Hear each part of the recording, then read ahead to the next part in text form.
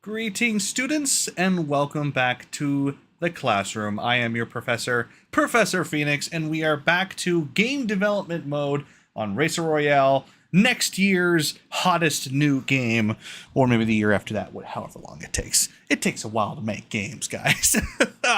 Today's homework, or I guess work, really, class work, because it's not homework when you're in the classroom unless you're doing it at the last second. You know who you are. We're going to be focusing on fixing the camera. The camera just occasionally goes a little weird if I put it like under the map or twist it wrong, so I just got to put constraints. We're going to fix the speed because the max speed counter is still not working, so we got to fix that. We're going to figure out what speed works well for the game, and then just kind of set that as right there.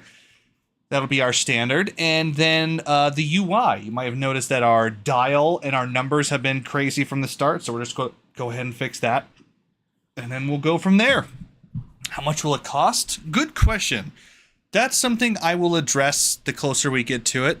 But the plan, as of right now, is to make it like $30 or below, depending on what I think is a good number. I really don't know how to determine that.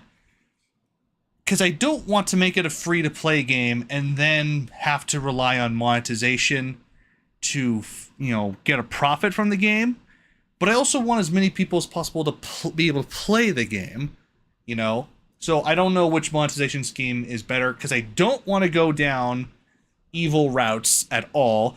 But I also have to be realistic about a couple of things. And I don't know what type of monetization people are okay with. It's a whole thing.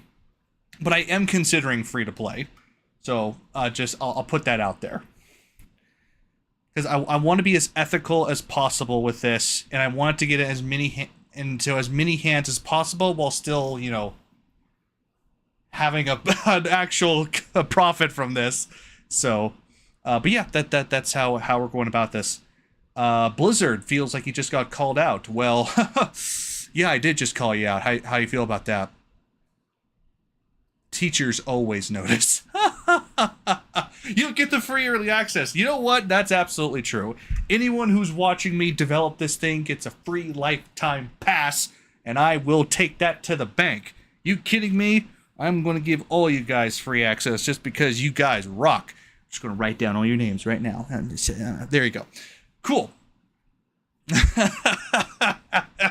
Dude, I'm going to give like 100 free copies. I don't even care. That's the whole point, Why be a game developer if you can't give out perks to people who know you, right? Anyway, let's get started. But before we do, let's decide what music we're going to be listening to today. We had some complaints last time about the lo-fi, the synthwave lo-fi we did. So I'm going to pivot to video game lo-fi. Because it's got to be low-key. It can't be something that distracts. So, let's see what we can find. Later, Biscuit. See you next time. And thanks for stopping by. Let's try this one. If I don't like it, I'll just switch back to synthwave. I just listen to synthwave in my free time, so that's why I always pick that one. Video game lo-fi and chill beats. Let's hope that works.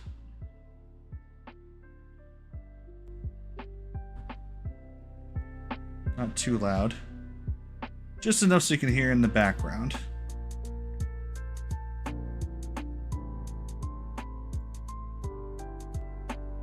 Okay.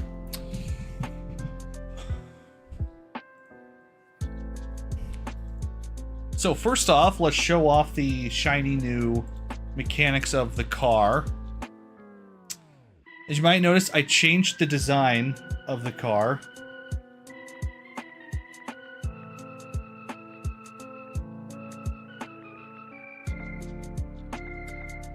Whoa, hold on. That's very bad. That was so bad. Let's try this one. If it's video game music, it shouldn't be copyrighted.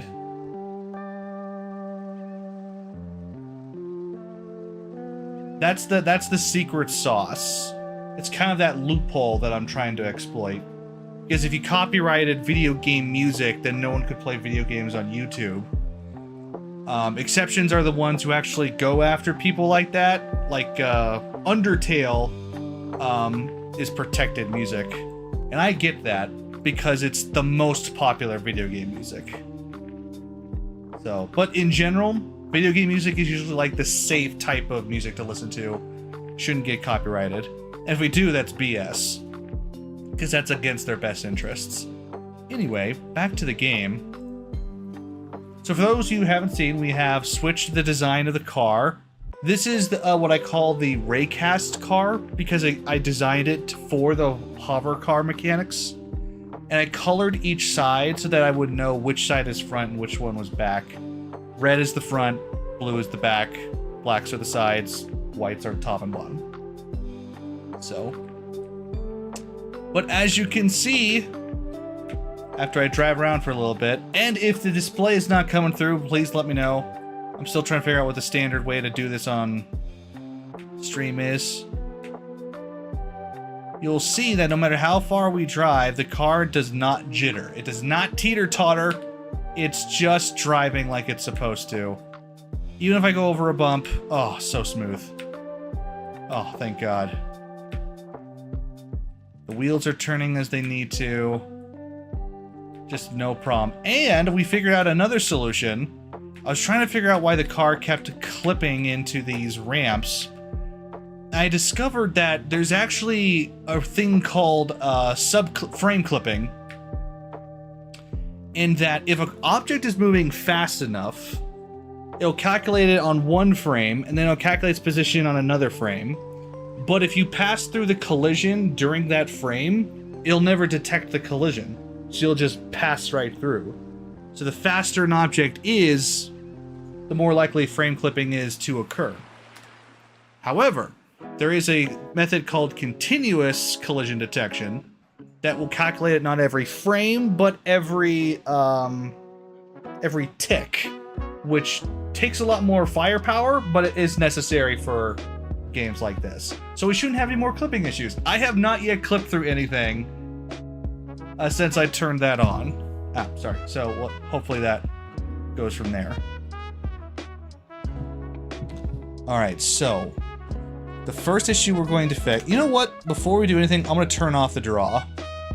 Watch him fall through the floor. I have yeah, Blizzard. I have such a pattern of shooting myself in the foot, like making bad things happen just by saying it. It's so annoying. Okay, I'm actually going to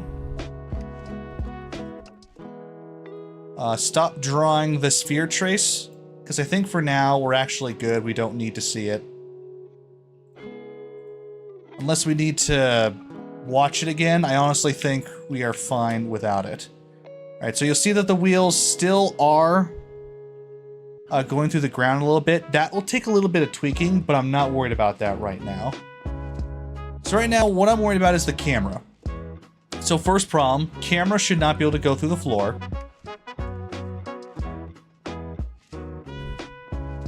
Second problem, if the car is, say, upside down or turning, and then I turn the camera, weird things start to happen to the camera, and its rotation will change. There we go. I think I pulled it off. So now, no matter what I do, I can't get the camera back until I debug and reset.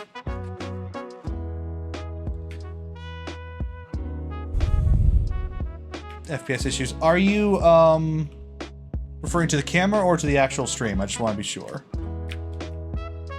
And it's hard to replicate the issue, but the camera will turn, and I can't get it to rotate again. Game in the stream. Okay, no. No issues, hopefully. I honestly think it's just,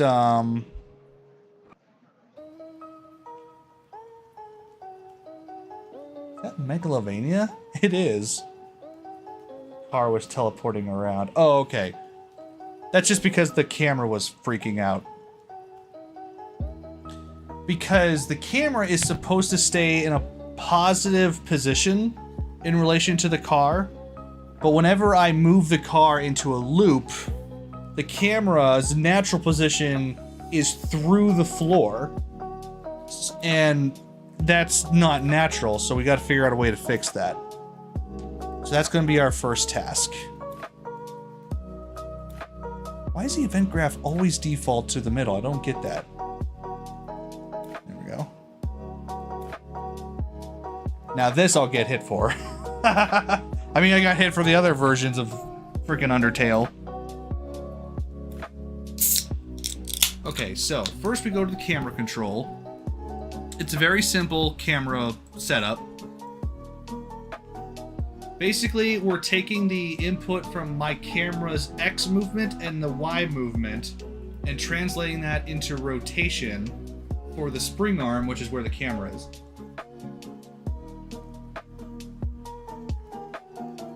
Ugh. But right now there's no limitations on that. So we gotta put constraints. Oh, excuse me. So I'm just going to expand that out a little bit.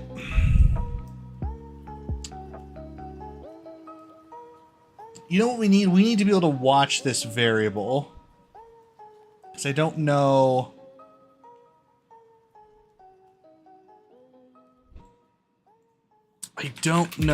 what values we're dealing with. So we'll need a print string of both.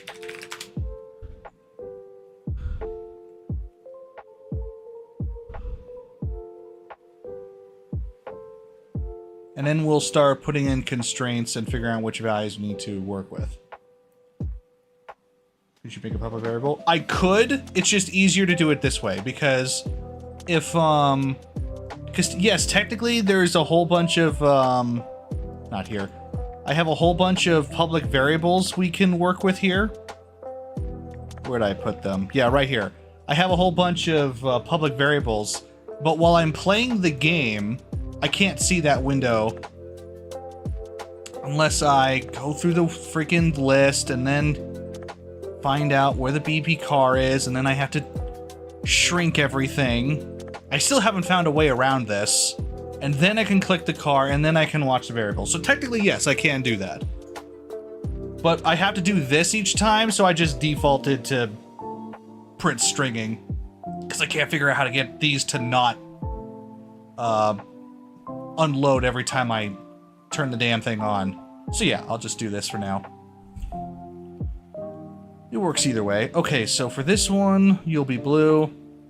This one will be green.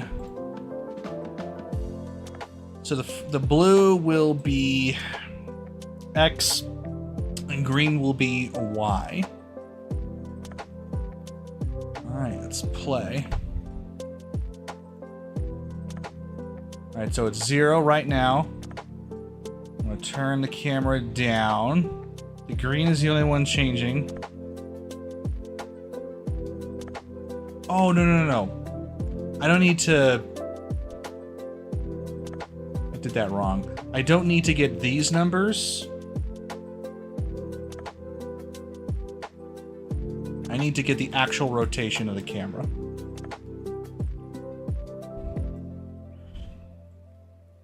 Or of the spring arm. Get local or relative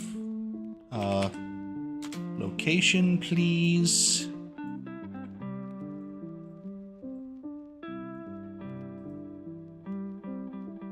Oh, I guess I could just do that. That'll save me some time. I don't need that one. It's actually easier. Alright. Okay, there we go. Now I have all three at once.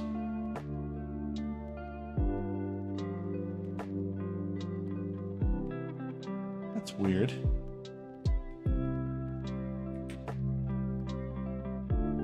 It's not changing. Get the spring arm. Get the relative location. Oh no, I guess not the relative location. That was my mistake. I need the world location. Oh, you're making a fan FNAF game? I think you told me about that. How's that coming along? Get world location. There we go.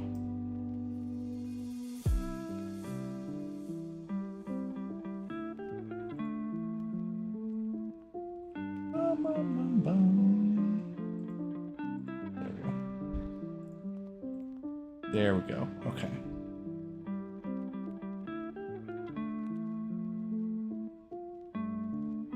Even that's not moving. Move the car, it'll move.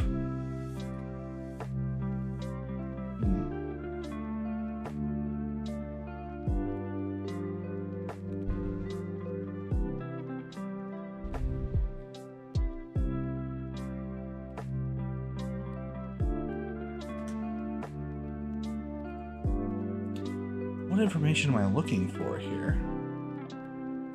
Spring arm. Rotation. Oh, I did it again.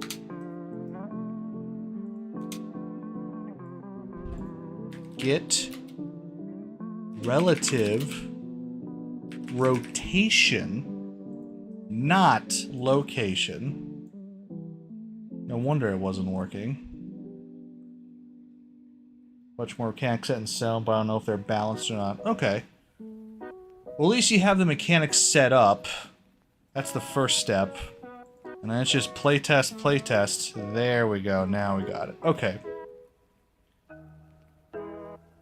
So it's a little hard to see the text. It looks like when Y...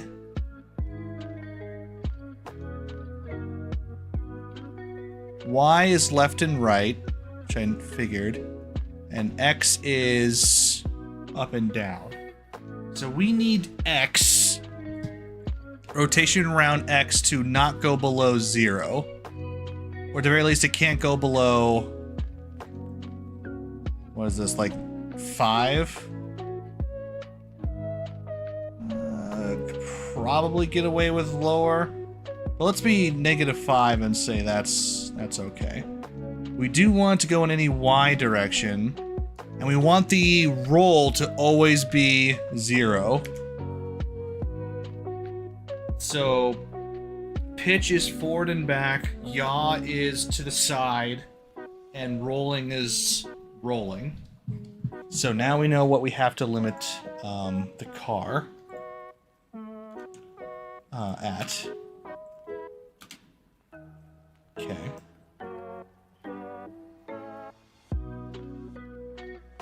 So the problem is we want to freeze the relative rotation.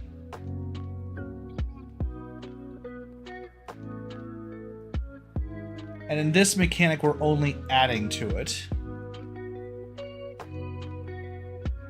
So we need to ensure that at all times the relative roll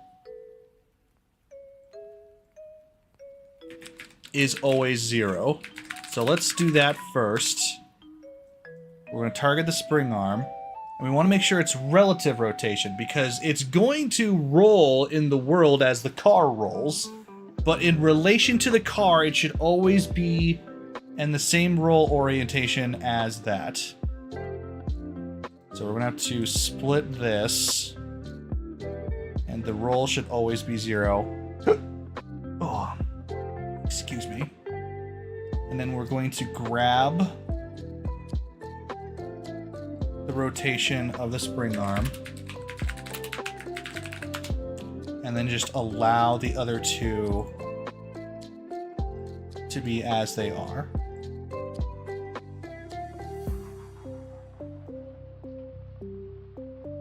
Okay, so that should make it so that the roll never goes 0. I think I misused set in stone. I more meant I knew most mechanics to add to the... Oh, I see. You know what you're going to do for it. That's fair. I made the decision to make a drawing for each area. Good. You want to get a visual for what it looks like. Even if it's a rough sketch, that is better than nothing, right? Even if it's on a piece of paper or on paint, just draw out the room. Box, person, doors, mechanic, fan, obligatory fan. And yeah, a blueprint is just, that's where everything starts, right? So I highly recommend you do that. And save everything you do.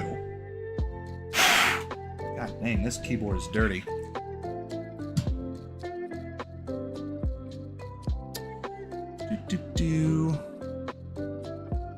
Yeah, just make it functional before it looks good. Mechanics before aesthetics. All right, so now we have to deal with the limitation to the pitch.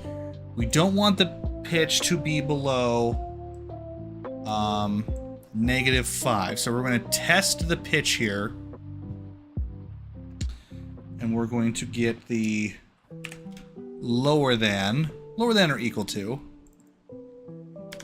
If it is lower than or equal to -5, then we're going to make a test here. We're going to need a branch.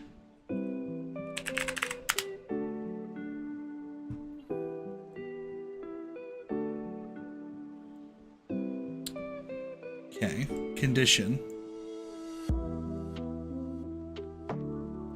If the pitch is lower than less than or equal to -5,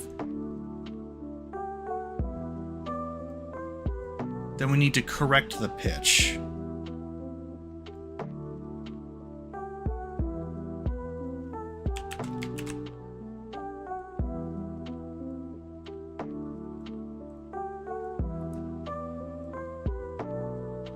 The yaw is the same in both instances.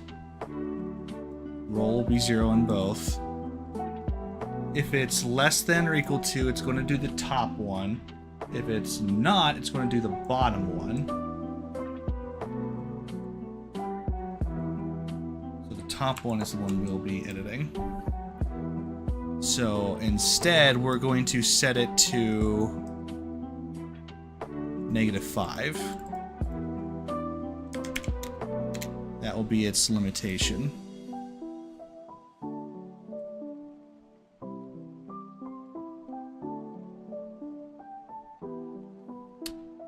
Let me just make sure I got this logic right.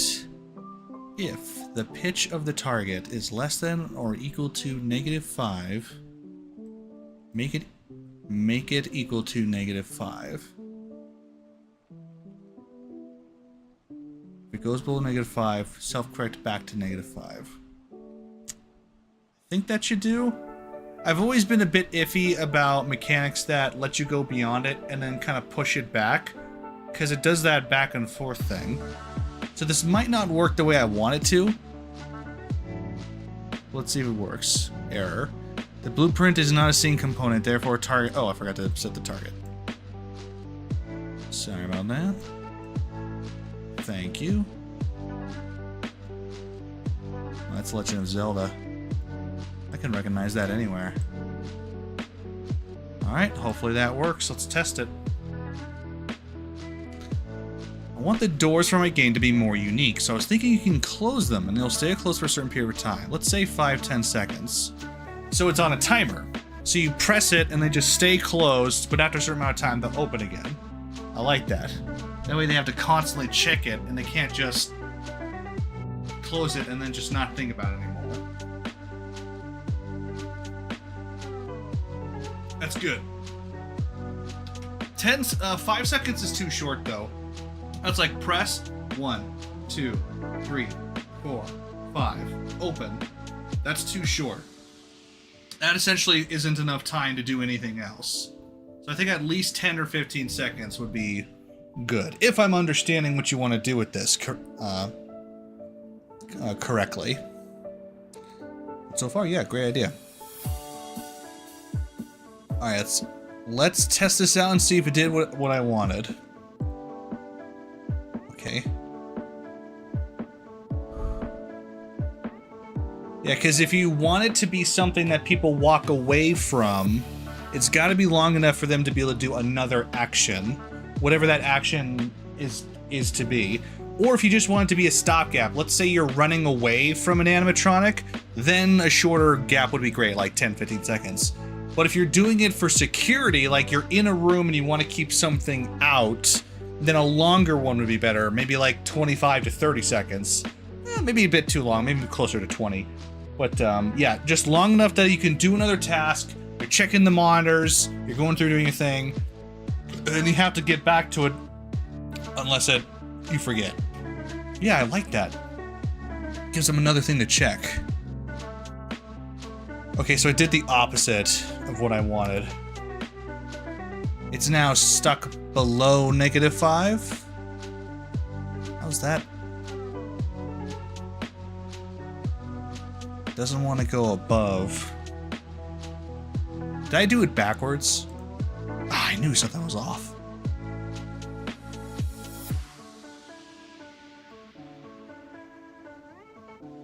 Less than or equal to. If it's greater than -5, which is false, then the pitch is just equal to our pitch.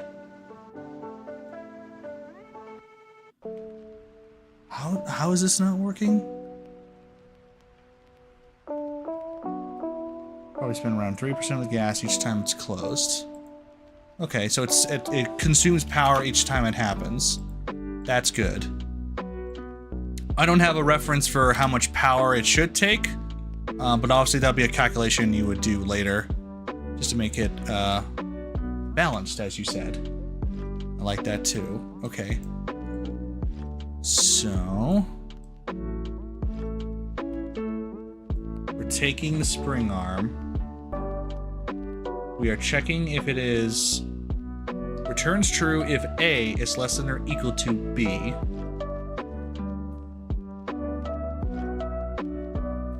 In this case, the camera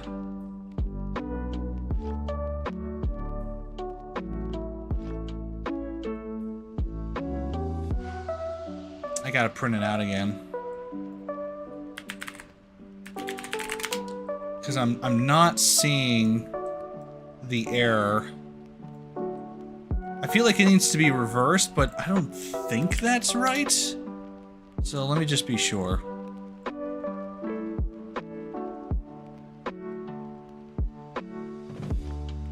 Yeah, relative rotation for me real quick. Never underestimate. Just checking the numbers. Play. I'll just concentrate on that first number. Oh, now I can't move it from -5. Interesting. So reversing it was not the solution. So this is -5 right here. I thought for sure this was 5.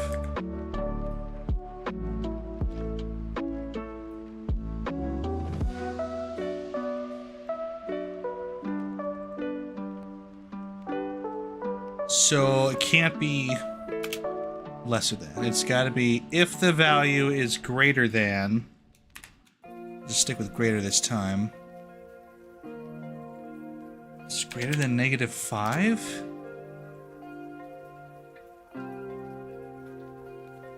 Sometimes you just... The logic is escaping me. No, let me up! No, it's stuck at -5 again. The heck?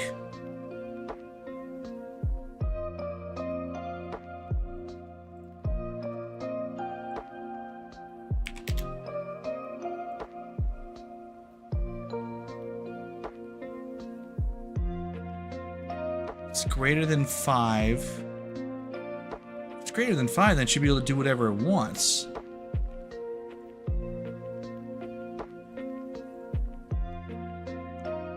Okay, now it's just not doing anything.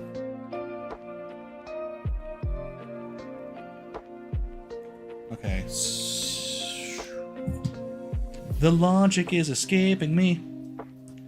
Alright, so let's go back to what we had before.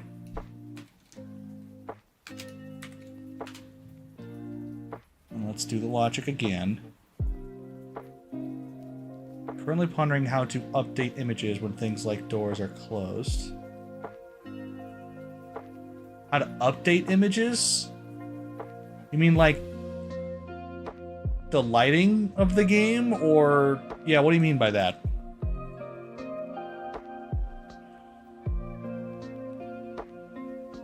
Returns true if A is less than blank.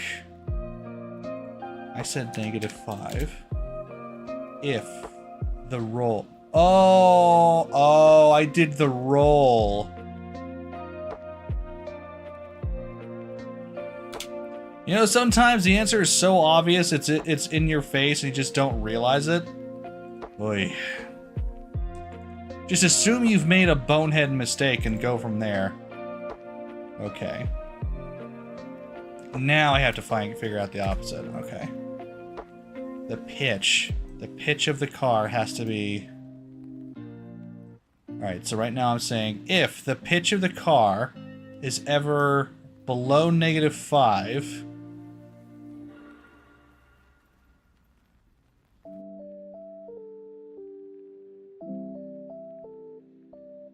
then you need to stop and make it -5.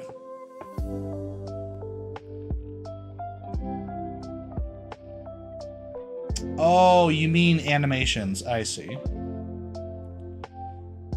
It depends on what type of animation. If you're going for doors opening, swinging, it does have that animation. If you're going for sliding, up and down, left to right, it has that too. If you want something more complicated, like a door splitting or like doing another fancy door, you'll have to animate that yourself. But otherwise, basic stuff like that, it should be able to handle. And keep it simple, you know? Don't make it complicated unless you really want it to be like an iris door, you know, or something like that. If the pitch of the car... Oh, I see the problem now. Both of them need to go this way. Okay, so in either case, if the pitch of the camera is less than -5 degrees, this instance is true, then I need you to set it back to -5. But if it's false, then let the pitch be the pitch. And if it's false, that means that it's greater than -5. This should be correct. I don't see the problem. But I'm being locked. Oh, I see the problem. The pitch down below is positive. Oh, I see why I read it wrong. Because of the equal sign. The equal sign was right there, so it looked like a negative. That's why you really need to be able to see up close. I'm gonna put my glasses on. That was a mistake I could have avoided if I was reading text. And while I can see everything, I can't see fine detail, so I should probably put these on. Ooh. So, sticking with FNAF's up and down door close is probably what I would recommend. So just, boop, up and down. Make the walls thicker than the door. And so when you come up to a door and it closes, you'll just have the door come out of the wall. Whoop! There it is. Civil mechanic. All you need to do is change its position. No problem there. One of the simplest animations you could do. Or left to right, either way. Swinging animations are a bit more difficult, but those are simple too. So, okay, so it is below 5. We can't let it go positive. So I did need the greater sign. That's so annoying! Okay, so greater than 5. Now we should be cooking with gas. Give me the gas. Oh, there we go. Now it won't go below the surface. Excellent! Okay, now I think we're good with the camera. We'll still need to make some limitations because I think the,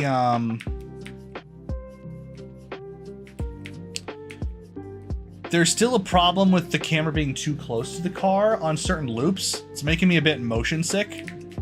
But otherwise, I think we're good. Let's drive on the outside of the arena just to prove that the roll is fine. Should I make the door drawing a separate asset to do that? Well, okay, so what you're going to be doing is you're going to be creating... I'm assuming this game is in 3D, right? Oh, God. Whoa. Whoa. Did you see that? What was that? What happened there? It's like the car floated off. Oh, the whole game is 2D. Oh, I see. I see now. Okay. So, no. You should just need one picture. Oh, I see. So if you're, like, looking at a 2D image, you'll want a 2D door. And you want that to be its own thing so that you can move it separately from the rest. So, yes. The door should be separate from the entire image. Anything that's moving or will move needs to be its own separate drawing. Alright, so let's try this again.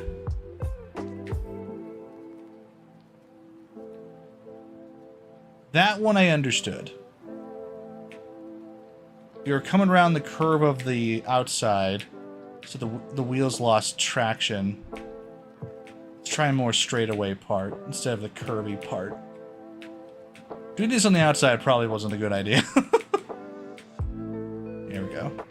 Alright, so the camera roll is perfect. Lovely. Okay, and I know why that's happening too. Because the outside is bowed, so that wheels have no ability to stick to the surface because there's nothing pushing it into the surface. That's where the tether suspension will come from. Okay, camera issue fixed. Moving on. Speed! Frickin' speed, bro. Oh my god, I'm so annoyed with this speed. Okay, so let's look at what we have currently. That would be... where would that be? It's been a while since I've actually edited the UI. Oh, sorry. I know we calculate the speed somewhere. Acceleration. Speed angles. Maybe it's not here we calculate it. Let me get rid of that. I'm gonna get rid of the pitch restraints function altogether, since we're not using it. We have a max speed check. We'll get to you in a second. But I want to see where we calculate the speed. I guess it's not in BB Car, huh? It's got to be the game. So let's go to our content browser. Blueprints. I should really start putting these things where they need to go.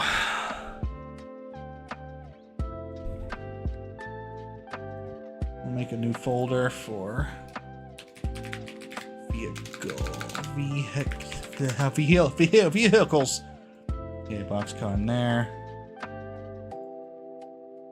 You always want to keep yourself organized because you are going to run out of... Things are going to...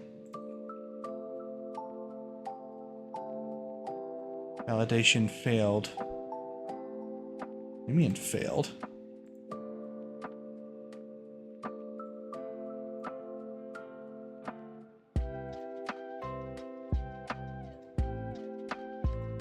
Okay, that's...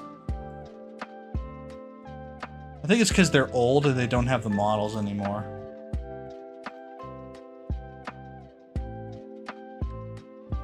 Okay. Physical materials are different. Okay, so... Speedometer. So this is the thing that spins when I play.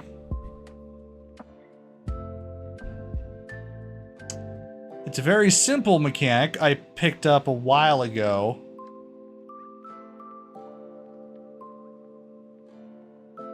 Basically, it just calculates how high is this number, increase its angle from whatever it starts at, and then just keep turning it the faster I go.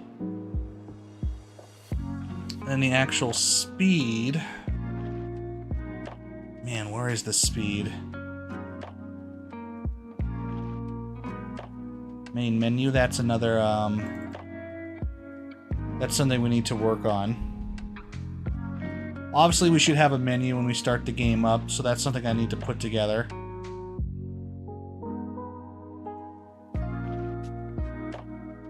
Man, it's been so long since I've had to work with these things. I think it's HUD. There it is. Okay.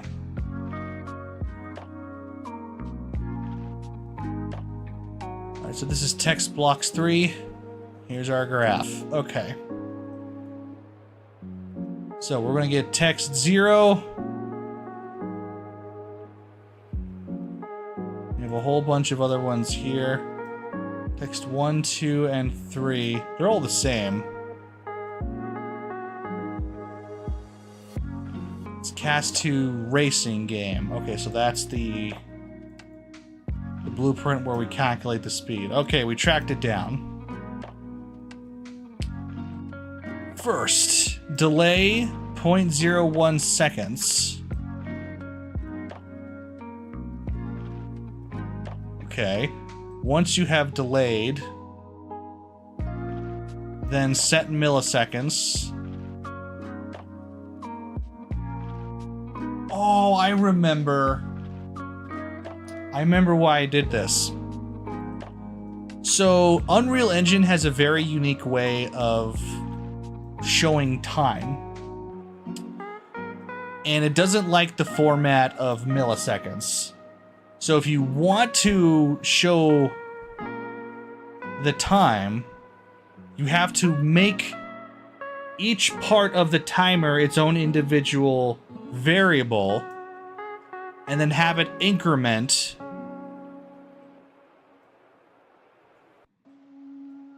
And then once all those increment, you combine them together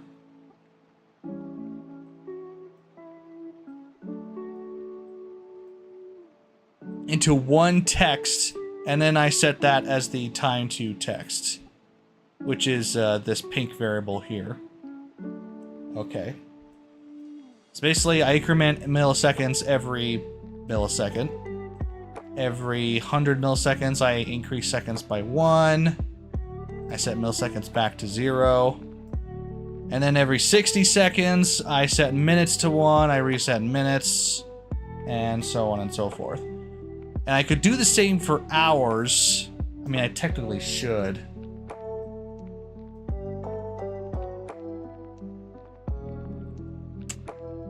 It's just, when you display time in a racing game, you're never actually going to go into the hours unless you're, like, practicing or doing a custom match. So there'd be no use in creating, like, a 0.0.0.0. You just want the 3.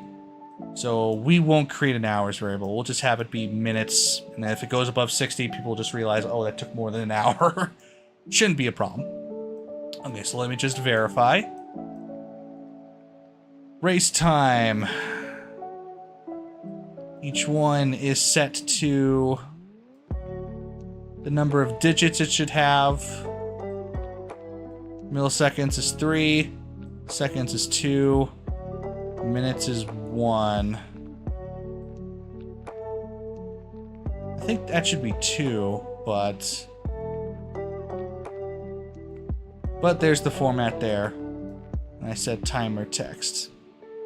Okay, but that's still not calculating the speed. So this is the timer. It's good to know. So we'll have to call this one a couple of times.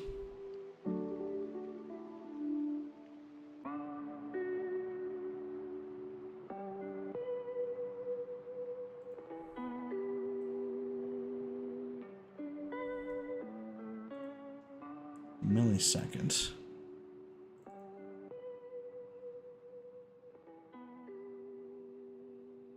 Where is this found?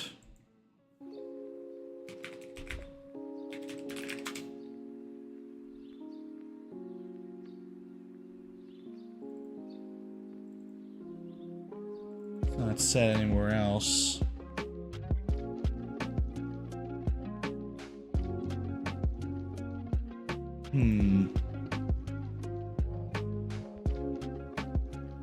I won't worry about that for now. Okay.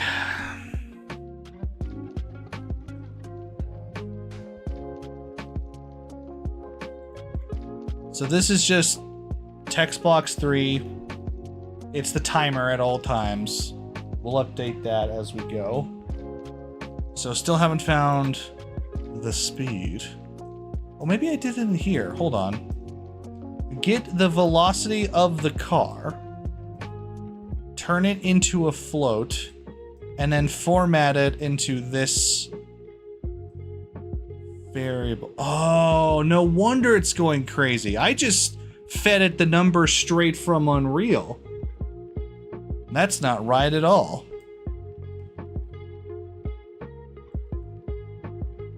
You gotta give it this.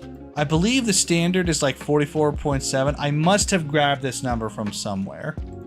So let's see how that looks in normal playthrough. Going to extend the screen here. Oh, before we do, let's turn off that print. So we don't need it anymore. Ooh. Excuse me. Okay, now go.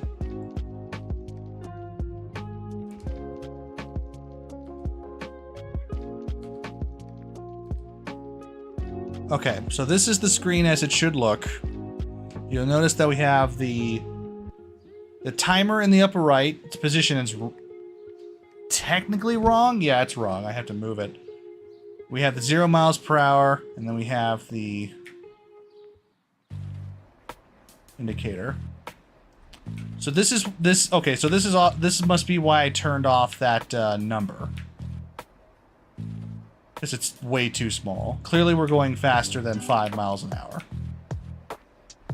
The question is, how do we determine what the actual speed is? I guess obviously the whole thing is custom. But I wonder if there is a standard in Unreal. Let me see. Unreal converting velocity to miles per hour. Oh, that's funny.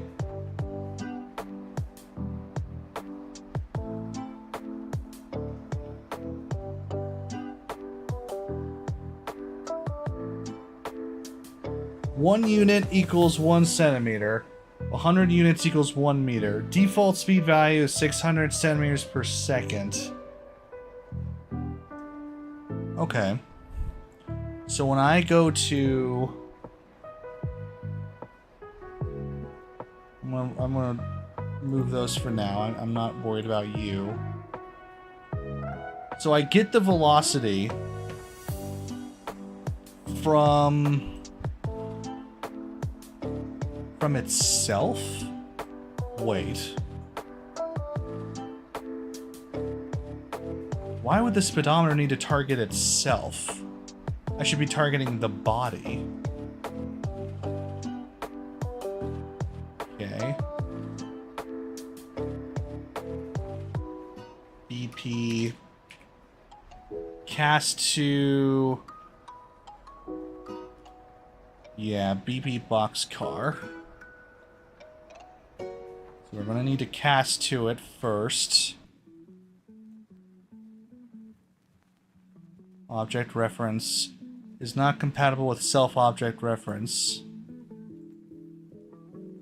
Okay, so I need to get the velocity from an object reference rather than just a self-reference. I knew it. I knew that wasn't right. Okay. No wonder the numbers were so... crap. Okay. So we got the velocity here.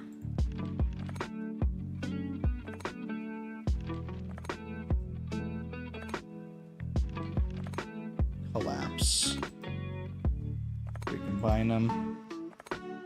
Returns velocity in centimeters per second of the root component if it is either using physics or has an associated movement component, but it's doing it as a vector.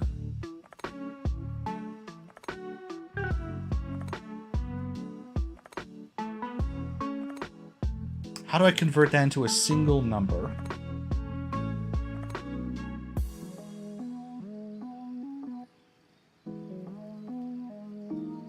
Let me think.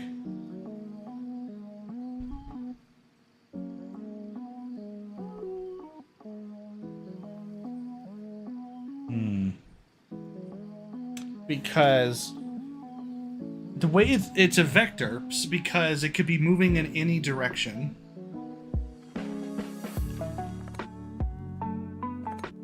But I think I have a number associated with this. I think I have a variable called forward speed. Yes, I do, where I've already calculated this based on the angles, and I'll feed that into the number instead of having to recalculate it here. Okay, so we can just ignore this. Get velocity, skip right over to the end.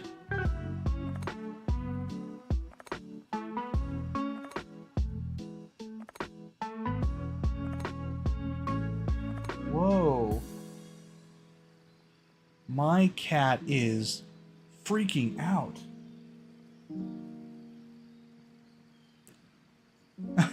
I'll be right back. I think I know what's happening, but I'll be right back.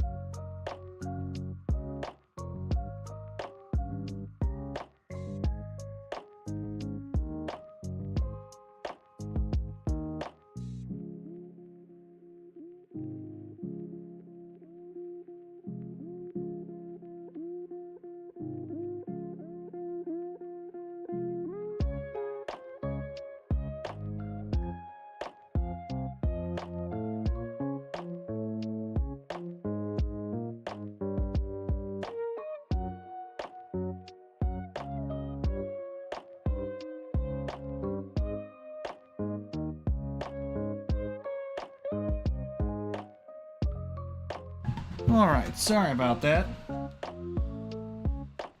Whew. My cat loves to whine when she's playing. We're not entirely sure why she does it. But every time she's playing with a ball, or with a toy, or even with the other cat, she likes to whine like she's, like, upset. But she's, I don't know, it's just her vocalizing. It's hard to tell. It's just that one was very loud. I was just making sure. Anyway, back to it. Fun fact, Professor Oak has a history of getting attacked by Pokemon he's studying for some reason. Oh really? I wonder why.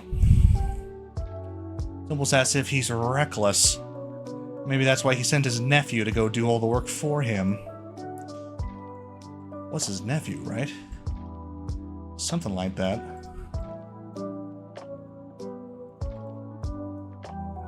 At least a family friend. Woo! His grandson.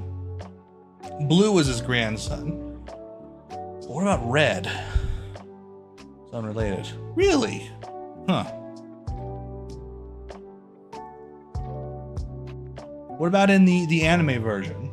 Because he sent Red out to find the entire Pokédex.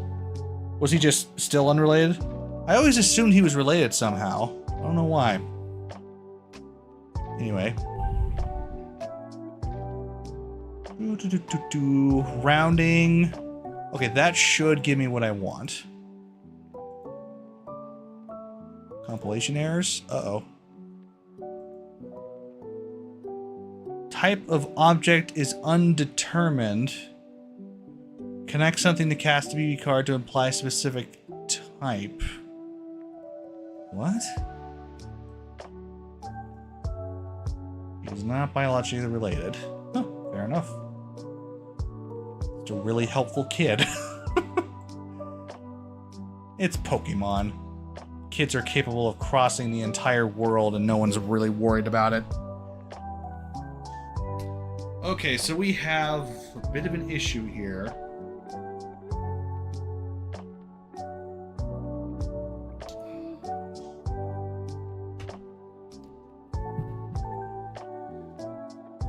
Object, object, object.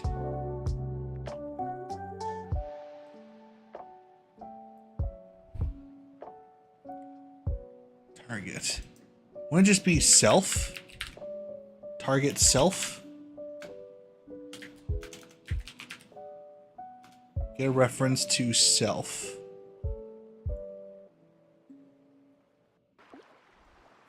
I hope that works. BB Boxcar does not inherit from speedometer. Cast a BB Boxcar would always fail.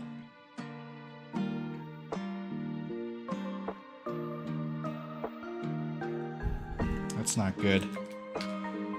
Casting has always been something I don't really understand. I know it's the way that the blueprints connect with each other, but there are rules to it. I'm still trying to figure out what they are. Anyway, he's not only reckless, but he also doesn't seem to understand what a Pokemon does or does not want to be touched. It doesn't seem to notice when they get annoyed. You see that Pokemon over there who can change the weather? I'm gonna go poke it with a stick. Yeah, that figures.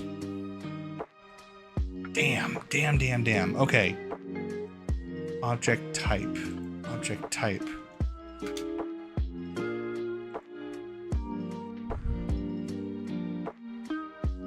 Inherit from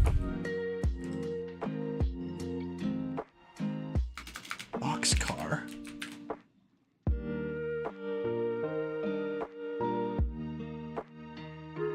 Right? That's gotta be it.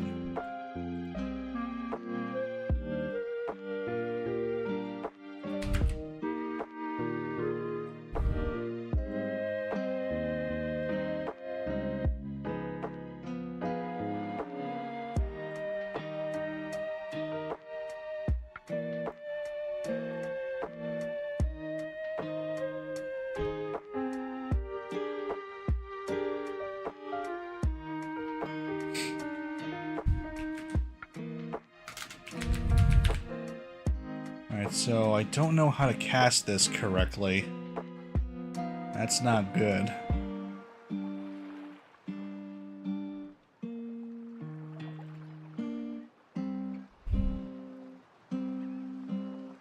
It does not inherit from speedometer. It will always fail. Well, how else am I supposed to pull the info?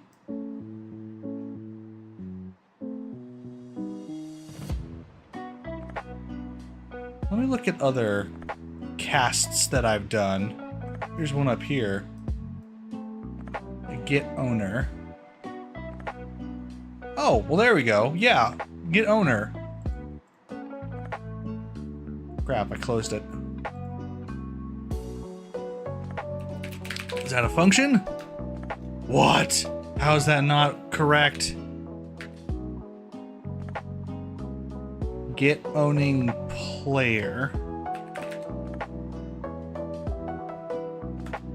Maybe? Is it only, it's only going to reference one? That might work. I don't like this. BB Boxcar does not inherit from player controller. You just attack him for no discernible reason. He's got that type of face, you know? You know, I realized something. Every time I reset the window scale resets, so I have to do this each time so you guys can even read what I'm doing. Anyway.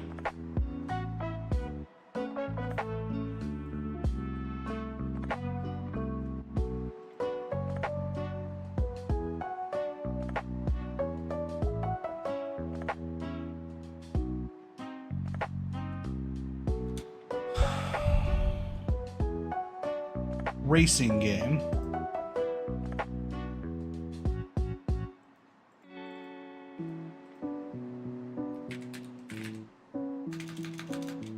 Get racing game. No, I know what it is though. Racing game is the blueprint we're setting for the game. Oh, no. And I'm gonna get stuck on a stupid... Oh, there it is.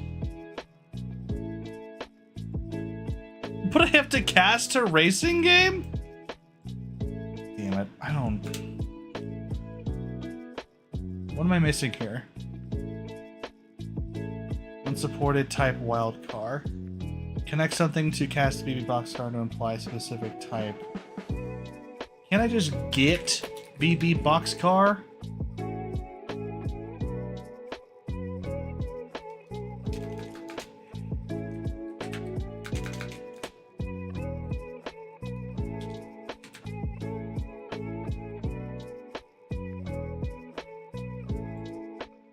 Does it have to be the class?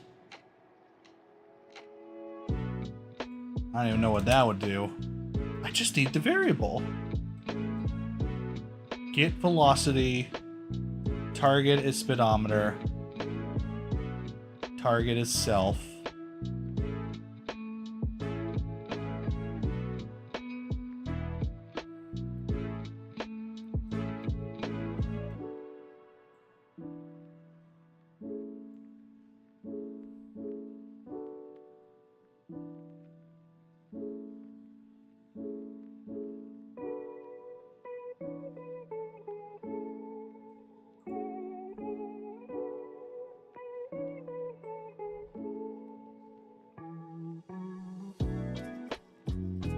Oh, hold on.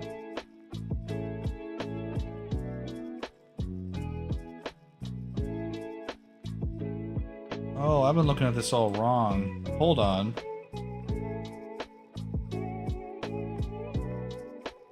Speedometer, event tick, cast to beat the boxcar. Getting owning player pawn. Okay, and then get the velocity, which is related to boxcar. And then get the velocity. I get the vector length.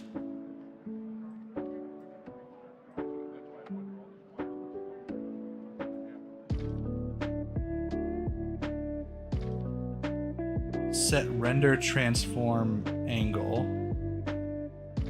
of what? The needle,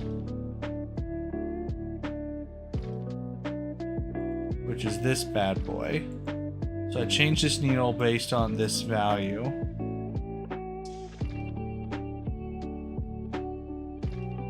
Okay. And the text? When is that happening?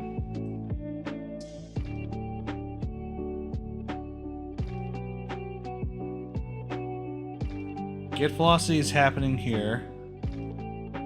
I calculate...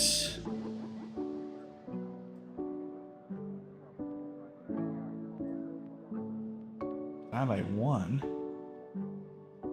What? It's going through so many calculations before it even...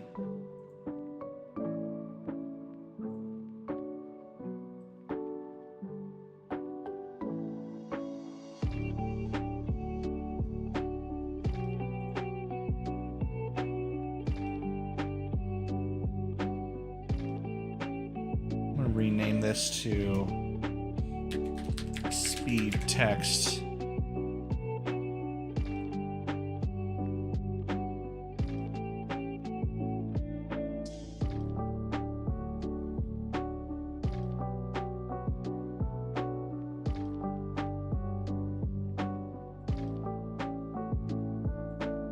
We can change the font. Yes, I would like 8-bit operator. I love 8-bit operator font. That's the Undertale font, by the way, or at least a replication of it. I always use it as default. Probably shouldn't use it for the game, but I'll just use that for now so it doesn't look like just plain old font. Okay, we're getting closer. But I still don't get why the get text isn't working. So I'm not going to cast. That was a mistake.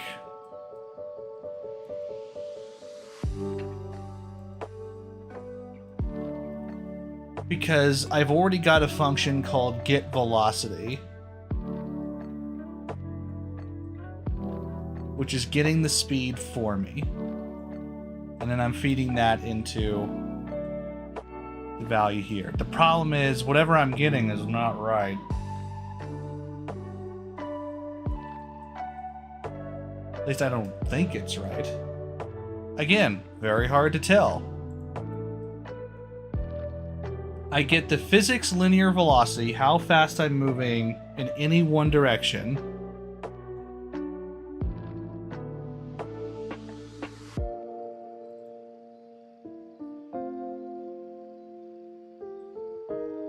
Target is the BP car. I get the location. I get the previous location, which I constantly set. I subtract them from each other. I divide by 1 for no apparent reason. I get the length of that vector, and I turn that into a float value. I get the absolute value because I always wanted to be positive, and I set it to a variable called velocity.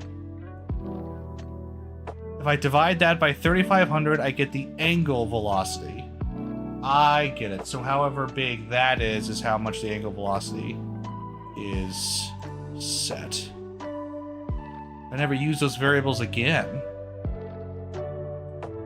Do I? Oh, I use them here.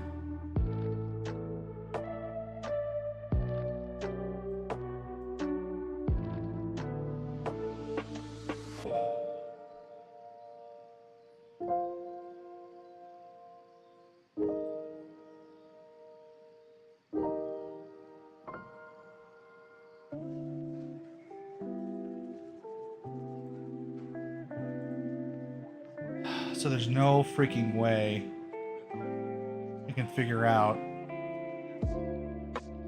Okay, hold on. Let me look up the calculation. Centimeters per second to miles per hour. Whatever you divide the speed value of centimeter per second by 44.704. See, I knew that number came from somewhere, so that's what this is. But there's a problem because the number I'm feeding it is not centimeters per second. At least I don't think it is. So I'm getting the velocity, I'm turning it into a length, and then I'm feeding it that.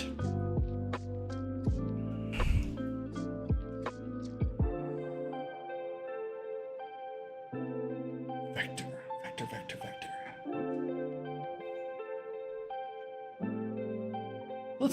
Let's look at it again without the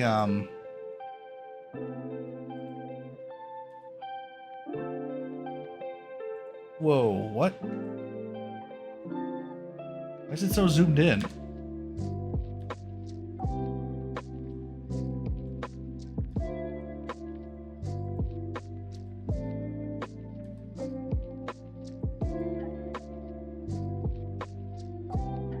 Yeah, why is it so zoomed in? Hello? Oh, this is stupid. There, that'll work. Okay.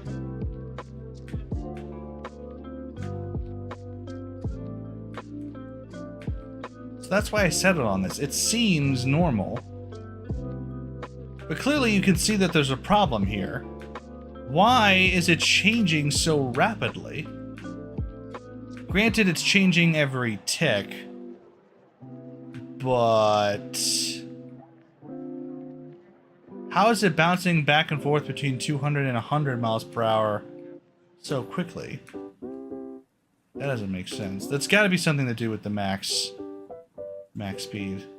So before we figure all this out, let me just turn off max speed check real quick. Because whatever is happening here has got to be throwing a wrench at things. So whatever, we'll just deal with that. Unrelated question, what's your opinion on Transformers? Okay, in general, Transformers is a very fun franchise. Like the original cartoon, genius.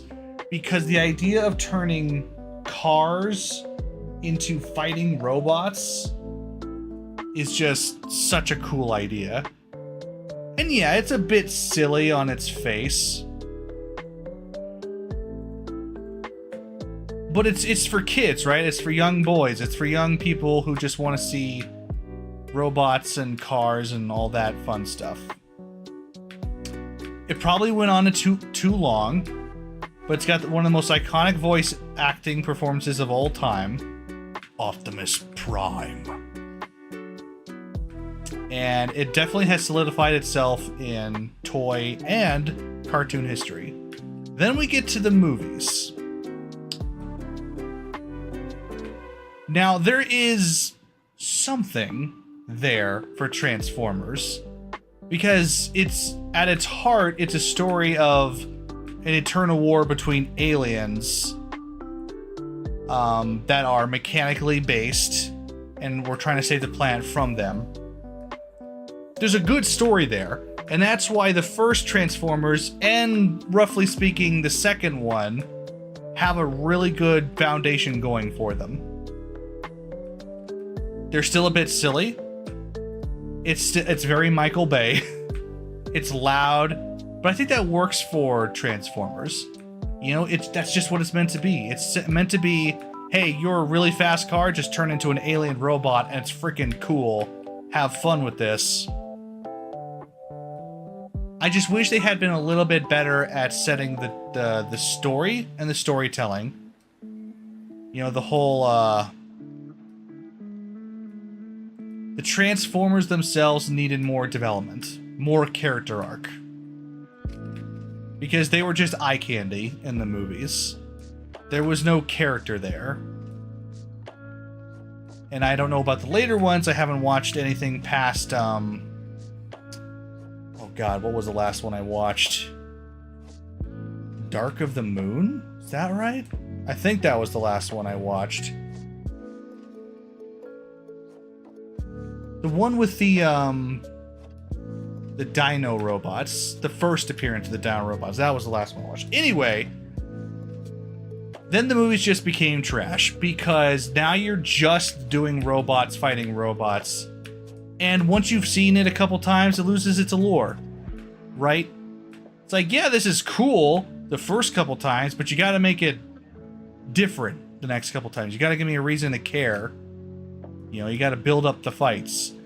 But the enemy always gets killed at the end of every movie in Transformers. Which is just the wrong thing to do if you want to build a franchise. You can imagine what Avengers would have been if they had killed Loki at the end of Thor. You know, it's like, if you kill all your villains, you have no villains. Right? That was a big problem with the early TV shows for Marvel and DC. Anyway, this isn't working, so clearly the speed is changing too rapidly, and for some reason it's bouncing back and forth really rapidly.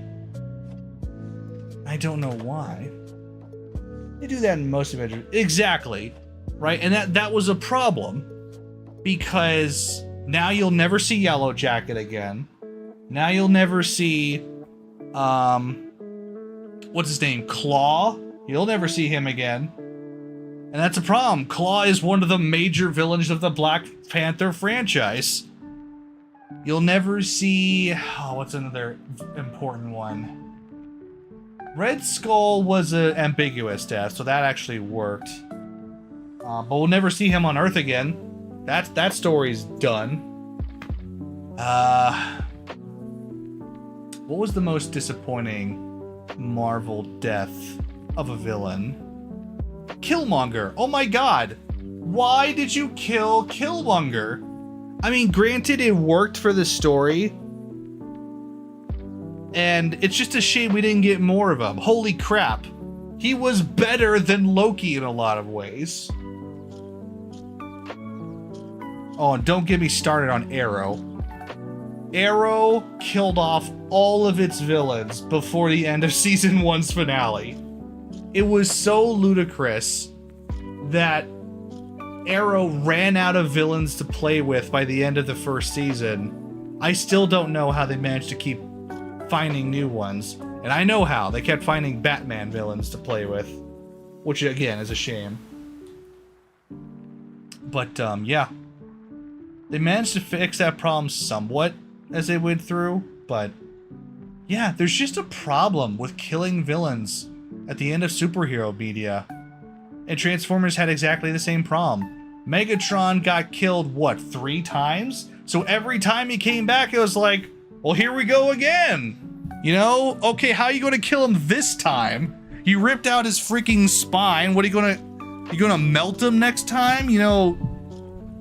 It's like, what would have happened if the T-1000 didn't die in T2? Then the whole thing becomes pointless. You've got to give villains a death that matters. Otherwise, don't kill them. Because what use is killing a villain if there's no point to it? Like, I'm not saying Yellow Jacket was like the best villain from Ant-Man. I'm not asking for him to come back. But now we'll never know. Now he'll never be anything more than a one-note villain. Abomination, look what happened there. He didn't die, and he managed to come back and play more in the story. It wasn't a good part, but he came back. And of course, Loki and Thanos being the ultimate examples of how that works.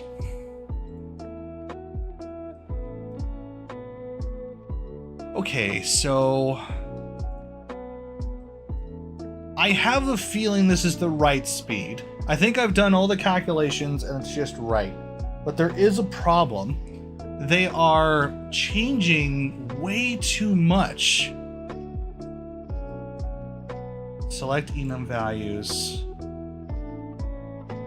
Rounding. But they still killed Thanos in it. Yes, but it was earned. It was earned. Thanos was a mega threat that was over the entirety of Avengers, and he won in Infinity War. He straight up won. So the fact that killing him meant something, it was this huge triumphant moment. It's like, oh my god, we finally beat him. That was the death that mattered and worked so well. That's how you do villain deaths. That's how you do villains, period.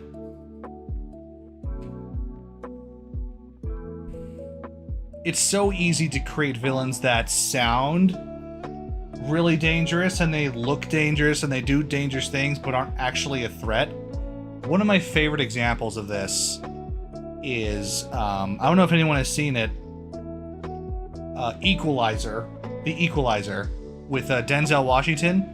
The bad guy in that film apparently was like this super hitman from the Russian mob. They spent like a whole 15 minutes showing, oh my god, this guy's so dangerous. He's got tattoos all over his back. He speaks dangerously. He's got this reputation. But in the end, he wasn't really that much of a threat. They hyped him up so much, and in the end, he just lost like every other thug. He just died last. Just like, so what was the point of showing how dangerous this guy was? just to make our hero look that much cooler. Yeah, I get it. Our hero is cool. But heroes are made better by good villains. They killed Ultron too. Oh, don't. Oh, Ultron is one of the biggest missed opportunities in all of Avengers. Ultron is one of the biggest villains in comic book history. And they did him dirty. I still have a feeling he's out there somehow. That's always Ultron's thing, is that somehow he always survives and comes back as version 2.0 or Ultron 3, Ultron 4. But I don't think they're interested in that in the movie franchise, which is a damn shame. Because goddamn, Ultron's really cool. But they didn't do him right. They did not do him right. He's a world killer. That's how dangerous Ultron is. That's why they picked him for the second movie. But oh well. Alright, let's see how we can calculate this. What up? Hey, Shelly, how's it going? Welcome back. It's nice for you to drop in and check on me. I'm doing great. We're actually doing a game development session right now. I am building a game called RACERroyale right now. And more specifically, I'm trying to fix the dial for my speedometer because it's changing way too rapidly. You can't even read what it's saying at any given time. Which makes you think the speed might be increasing too quickly? But I don't know. What if I... Here's an interesting thought. What if I divided it by 2? How to program video games? I do! Yes! I am a game developer. Aspiring, technically. But I'm always of the mindset that if you say if you're an aspiring game developer, you're not actually admitting you are one. I've never made a full-fledged game, but I've been working on this for like 3 years. So, heck yeah, I know all the ins and outs. Having said that, this is the... don't have a game yet. Building it piece by piece. Okay, so what I've done is that I've halved the speed increment. But it's still changing so rapidly. Which, it can't be right? That doesn't work. How can it be jumping between 70 and 100 miles per hour? Something obviously isn't right here. So let's get more drastic. Let's divide it by 10. Because it's changing quite rapidly. I want to see if it's the calculation that's causing that, or the actual calculation of the car itself. Oh god. Cause see, look at how the needle is so smooth. Absolutely amazing. Well, thank you, Shelly. I appreciate that. Hopefully you'll be hearing about the hit new game, RACERroyale, sooner rather than later.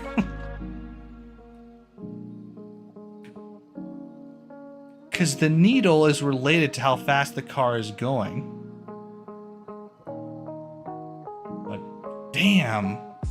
But you'll notice that the speed is not raising in conjunction with the needle. Because when the needle gets 360 degrees around, the car has barely hit 10 miles per hour. 20. It barely hit 20 to 30. So clearly there's a disconnect here. I want to fix this whole thing. I just realized I don't think I've asked this before. What's your opinion on Bionicle? Bionicle! Wow!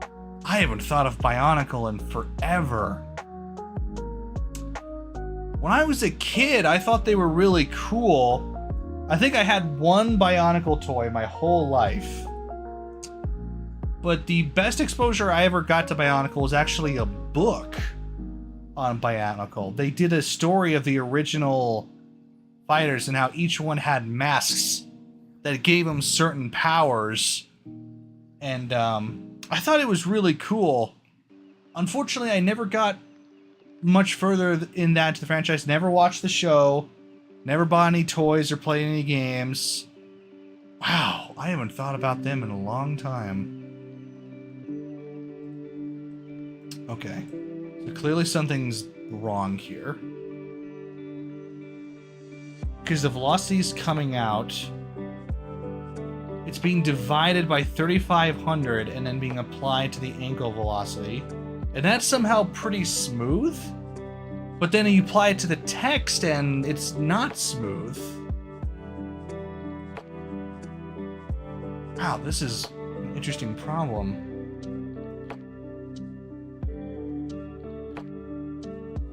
Maybe my calculation is just plain wrong. Maybe not getting vector length is just the wrong move. Let me look up what vector length is, just to be sure. Unreal Engine, what is a vector length? Is that even related to the speed?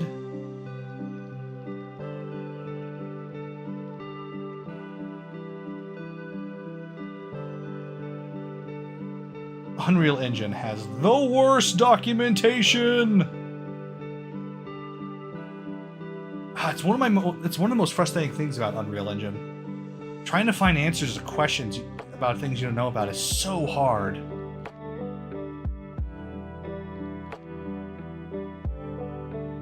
Intro to vector math. Interesting. A vector in Unreal Engine is a collection of 3 numbers, x, y, and z. I know that. For simplicity's sake, we're going to do the lesson in 2D. Okay, so the vector would be... If you graphed a line graph, the vector would be the line.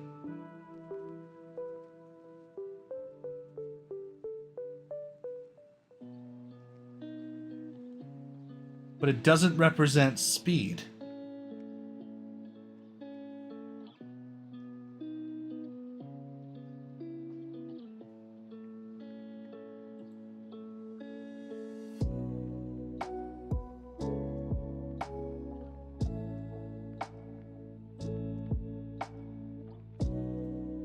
Yeah, I think doing the vector length was a mistake here.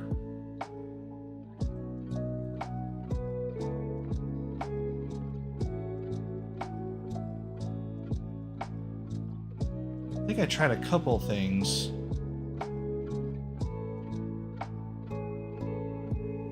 Because technically, this is correct. I'm getting the distance between 2 locations. And then I'm getting the length of that vector. But that's not necessarily giving me the speed.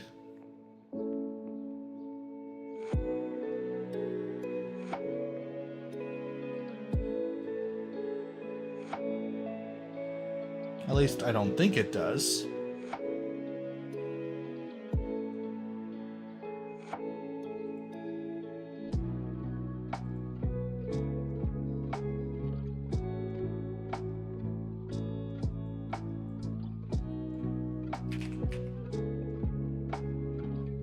It'll give me the distance, but I don't know if that's speed. Calculate speed based on 2 vectors. Sure. Distance equals get velocity times delta time. Ooh, delta time. That might be the answer.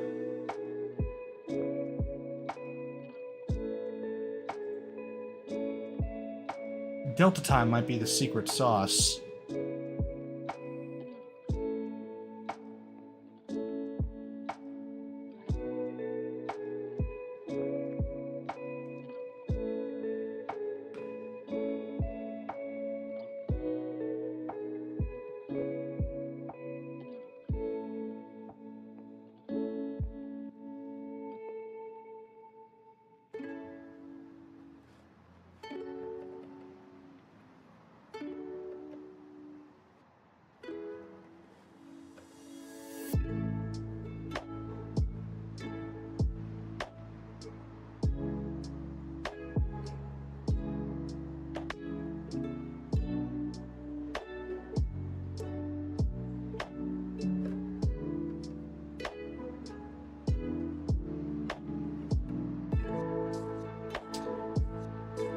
Get the velocity, and then you multiply, or divide rather. So I don't want to calculate the distance, I want the delta time. Alright, I'm gonna be bold, I'm gonna try that. by... Because it's distance. Distance over time. Get me the speed. I just need to get delta time.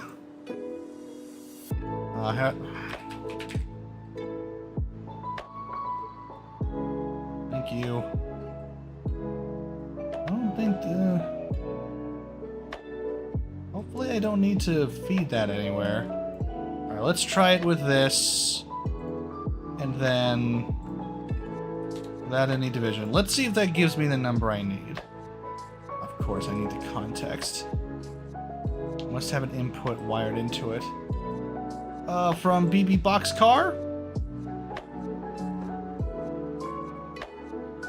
Context? I've never done that before.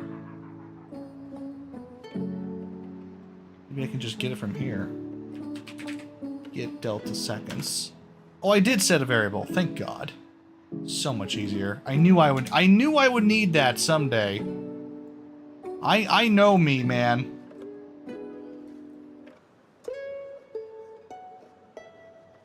Okay. Let's see how that works. 0 miles per hour. Okay, first off, that's increasing so much more nicely than before. Dividing by delta time was the correct move. Are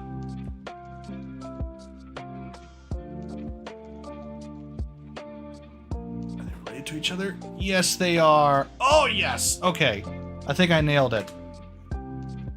Now I just need to calculate for...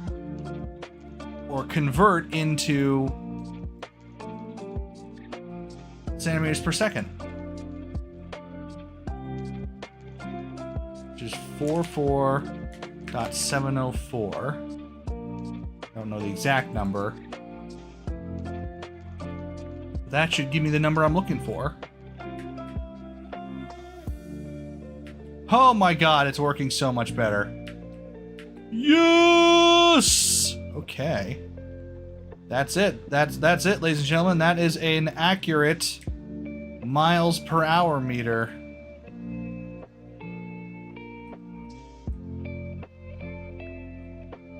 And turning accurately changes.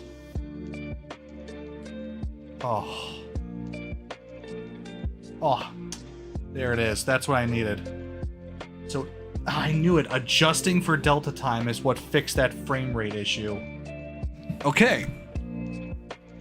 So now that we have a proper speed calculation, now we start working with constraints. How fast should the car go? Excuse me. In relation to everything else. So the best reference I have right now for speed is the outer arena. So I'm going to use that as a reference. So this outer track here... Oh crap. Let's try that again. Still haven't completely fixed the jumping issues. That'll be something we'll have to work on. And there is... Deacceleration's pretty good. I feel like it could still be a little better. Okay, so using this track as reference, let's see how fast feels. So I'm at 300, 400, 500, 600. Whoa. 700. Obviously, straightaways feel fine. It's the curves I'm worried about. That feels nice. Whoa. Okay.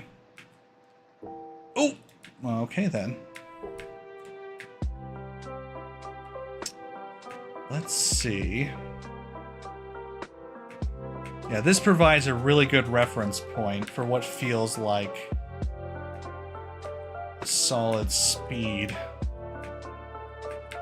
Because even if we need to change the number scale,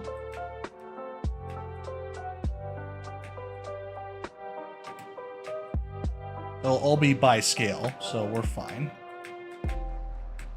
Ooh, taking this turn at 800 is pretty difficult, but it's still possible.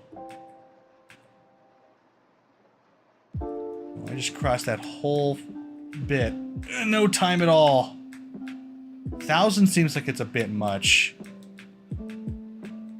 It's gotta feel satisfying, right? But I've also gotta make it more reasonable for the developer. Like myself. My god. Why did this happen? What? Wow. I hit it so hard I went flying off the track. And I was moving 500 miles per hour in the air. Okay, so I think that answers one fundamental thing. I think 1,000 miles per hour is too much. That's definitely a ceiling we can't go to. So then the question becomes, what is a good ceiling? Because we want to set a good standard speed that feels good, feels satisfying, still easy to control. And then we want a speed beyond that, that is a boost speed, that is a little harder to control, but still provides benefit. So I'm thinking 750 may be our sweet spot, because I'm having trouble making these turns above that speed. And these are pretty simple turns too. And I'm crossing such a wide distance in such a short amount of time. It's too much.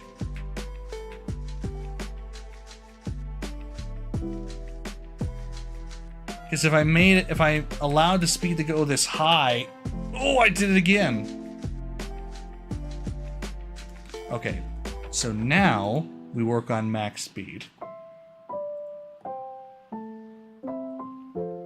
which was not on to begin with. My bad. Okay, so first thing we're checking, speed vector length.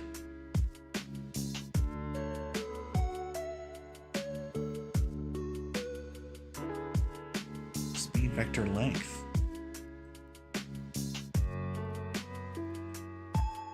Oh, it's referencing a different speed than everything else? That's not gonna fly.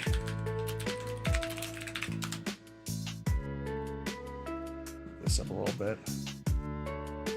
Left, right counter speed, front, back counter speed, max speed check, set forward speed, jump check. It's everywhere.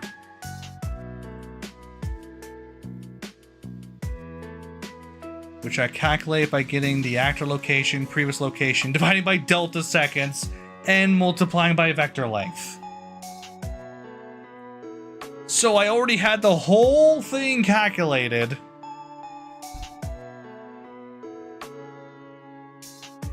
And then I just redid it for speedometer. Well done. So in truth, all I needed to do was grab speed vector length and just feed that in. And I've gotten exactly the same answer. Fool! So all this wasn't necessary.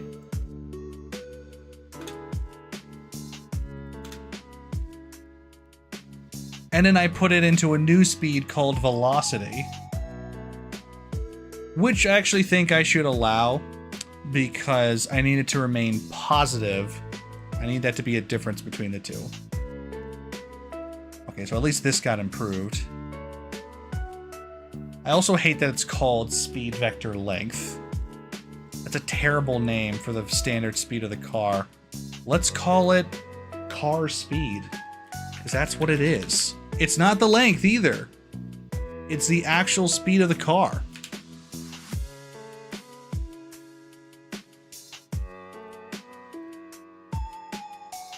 Now I have a...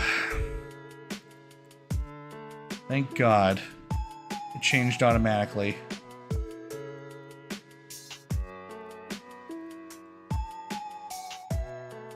I was about to say, if I lost that... But thank God. Okay, anyway. Don't need to change those. Get out of there. Okay, so. We've got our car speed. We are multiplying them by the directions I'm going. In this case, front or back. And I'm checking to see if they are greater or less than the max speed we have set. In this case, I set a max speed of 9,000.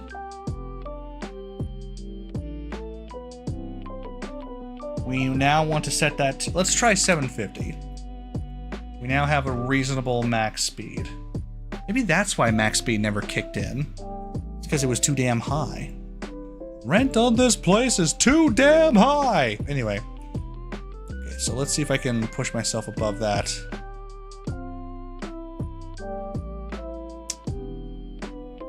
Oh no. It's not working.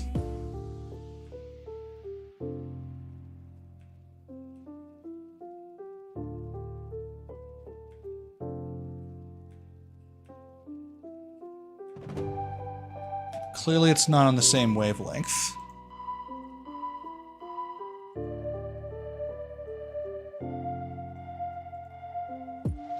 Let me just verify one more time.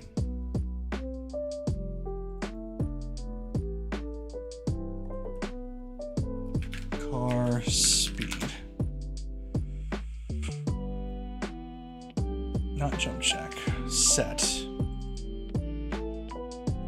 It is determined by taking the actor location, subtracting the previous location, dividing by delta seconds, and then turn that into vector length.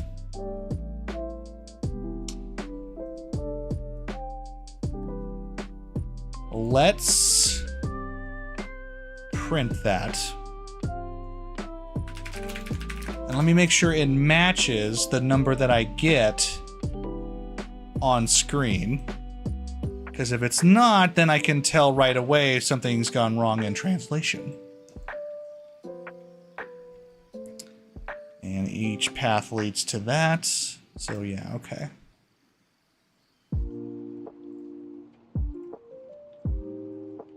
Zero. It's not activating. Why isn't it activating? Oh. Oh my God. Uh-oh.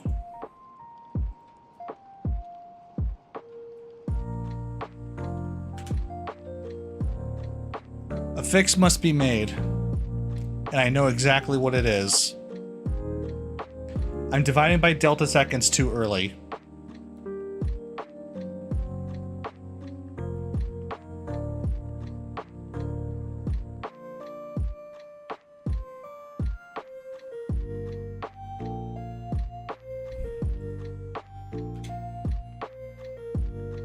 I need to divide by delta right here.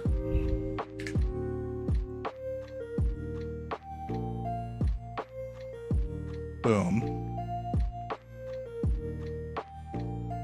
That's what I need to do.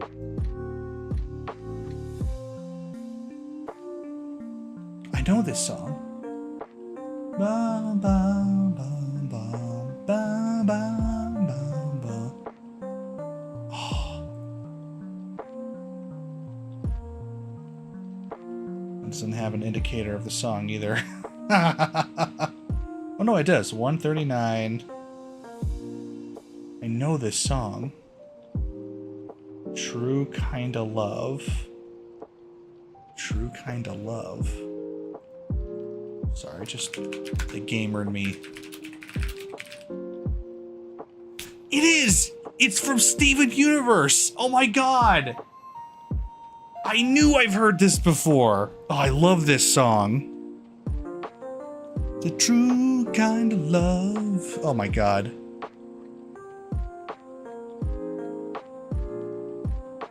It's got a riff from Steven Universe in it.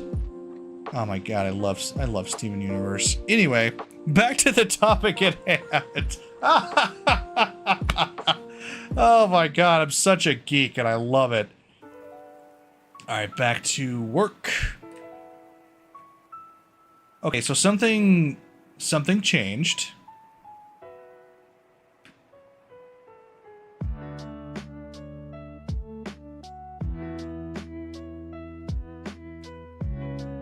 Car speed is going into the tens of thousands, even though it shouldn't be. And the indicator from my speedometer is going crazy again, which means the change I made here isn't correct. So I've got to undo all that work I just did.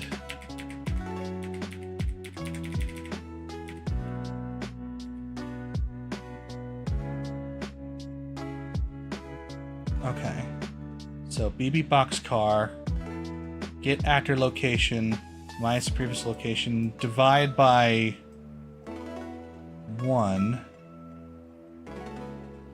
get the vector length, divide by delta seconds, turn into an absolute value,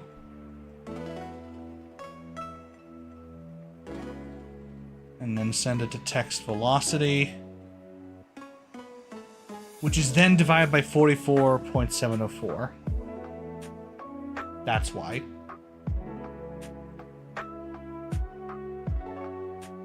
Now, I don't know why it's nicely preserved here. Actually, I think maybe I do know. I'm gonna go to set forward speed. I'm gonna do what I did before. Get the vector length. Divide by delta, or just divide by delta seconds. Feed that in.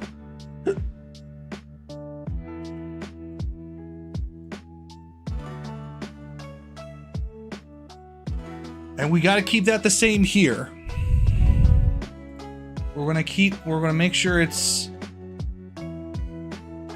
named the same.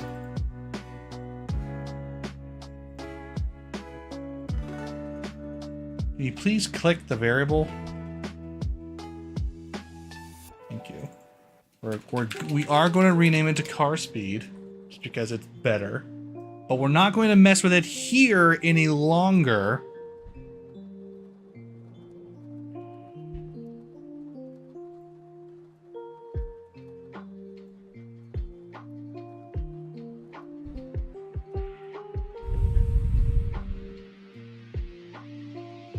I just want to figure out why when I convert it here, it doesn't result in the same thing.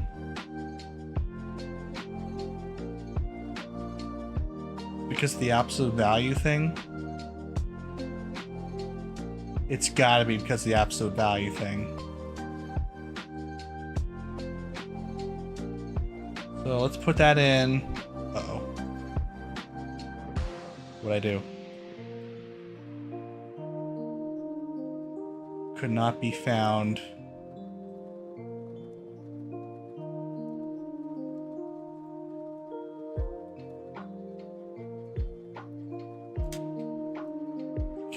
Okay.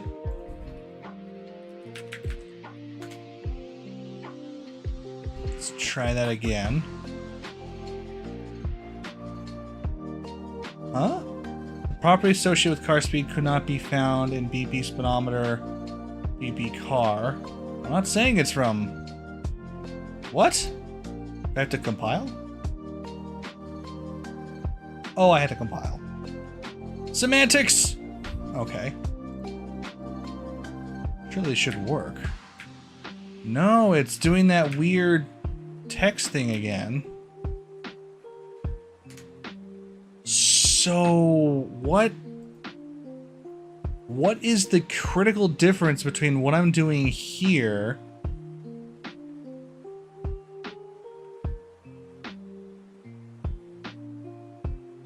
and what I'm doing here? get actor location, target is self, which is BB Boxcar, minus the previous location.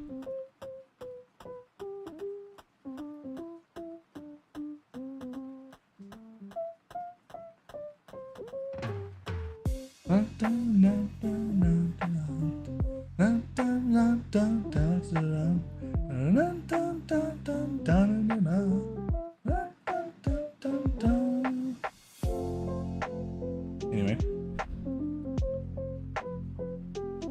Deltarune.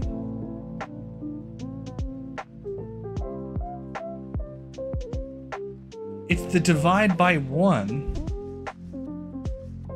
That's the only difference between the two.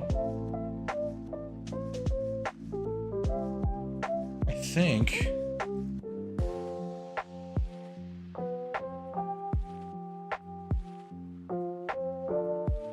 Yeah. And I can't divide by 1 here, because if it changes it fundamentally, then it's going to mess up all my counter speed calculations, which are set on this variable being as is.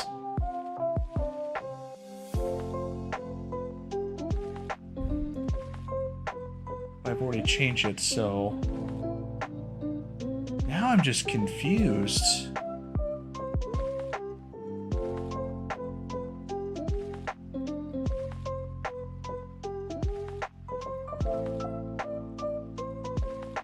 Because divide by 1 wouldn't make a significant difference anyway. I get the vector length, and then I get that value and divide it by delta seconds. Okay, and then I take that value, get the absolute value, and then I have my text velocity. So what's so different about these two methodologies?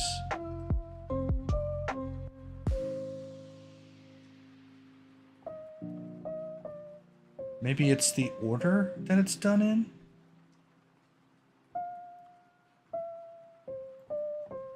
I don't know.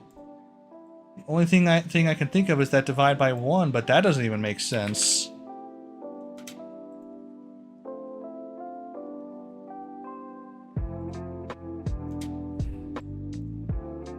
Vector divide by float.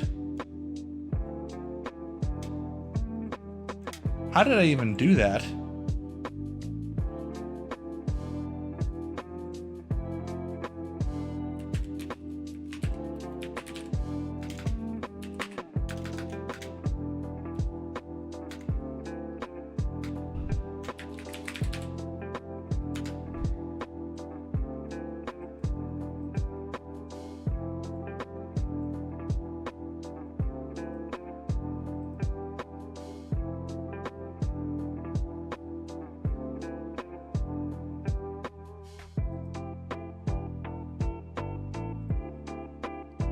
Yeah, how did I do that?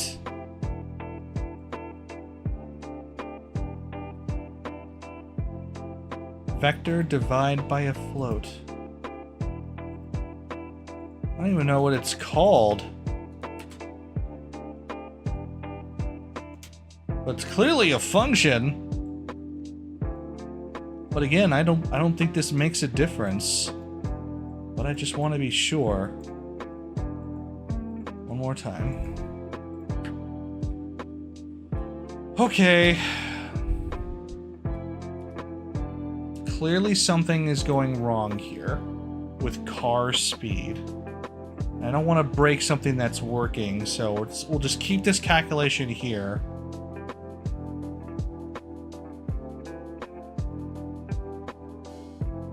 But something about car speed is wrong. See, look at that. It's so much smoother, it's nicer, it's legible. Man, I can't figure it out. Is it because it's in a variable?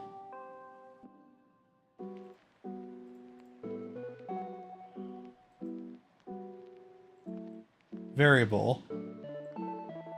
Why is details over here? Variable, velocity. Variable type, float. Default. Nothing unique about it. Float, double precision. Float, double precision.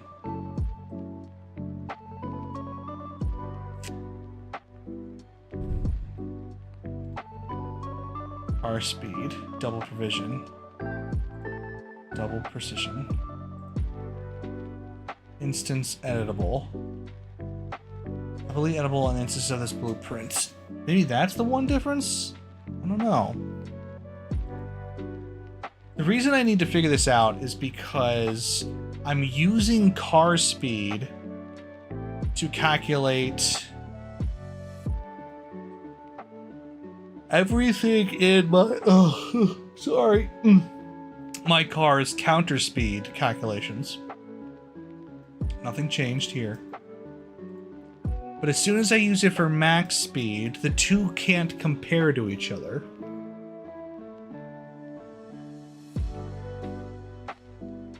Because the car speed is not the same as the velocity that I've determined. Something about them is fundamentally different.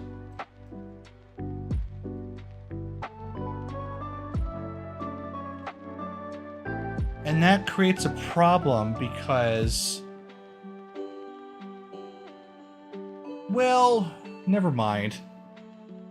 It would create a problem if we tied the UI to car speed, but we didn't. We tied it to its own variable.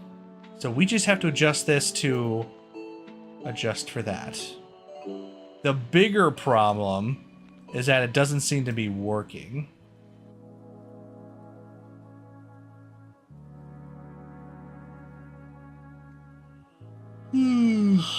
Excuse me. Okay. If I turn max speed on,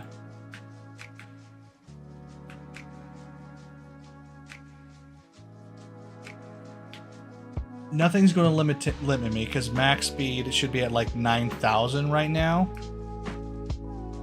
But you'll notice I am going slower.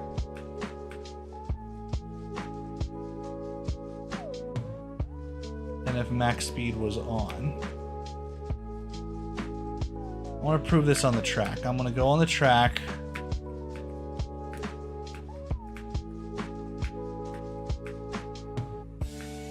And build up some speed. Because it didn't take more than one lap to get to around 1,000 miles per hour. If that's the same here, that proves that max speed isn't affecting this at all.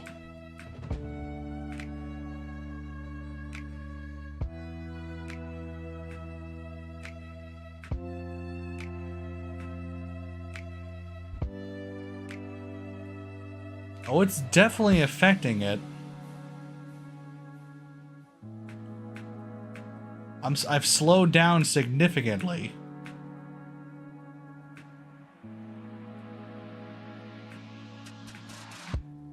In fact, it's like around half of what I usually could do.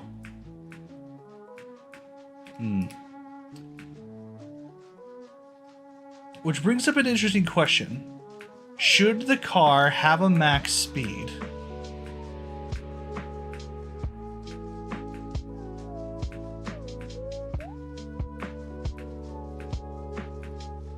Ooh, that's fundamentally an interesting question. I think it should. Everyone should be playing by the same constraints.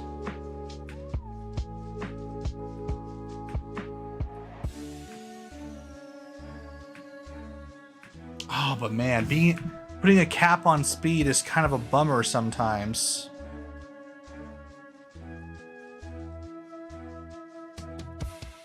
But you don't want to be able to accelerate to ridiculous speeds. So that just becomes ridiculous.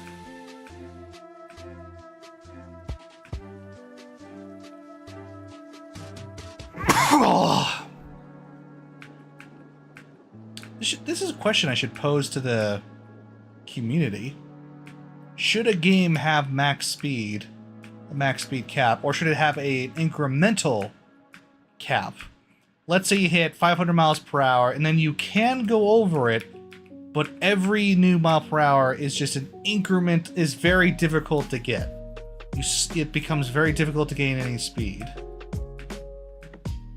That would be an interesting factor, because that's kind of what I'm going through right now.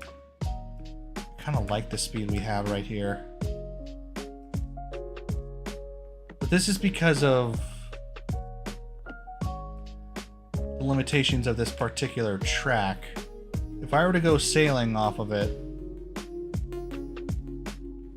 this is a big problem. A car should not go flying like this just by hitting the side of the track. Let me see how high I can get this without interruption.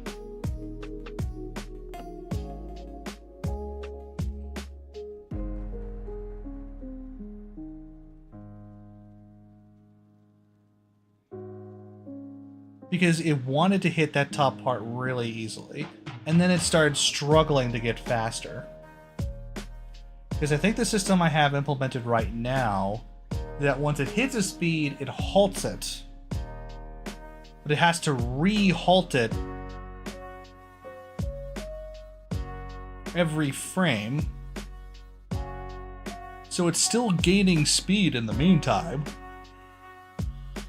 Because it's not like the physics I add to it have stopped. Look at that, I can't get past like 675. Whoa.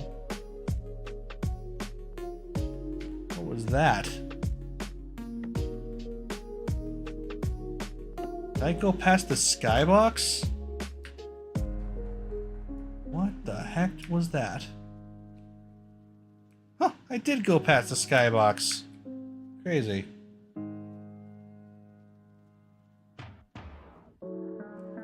Okay, and that was with the max speed set to 9,000. 9,000 divided by 44 point blah blah blah.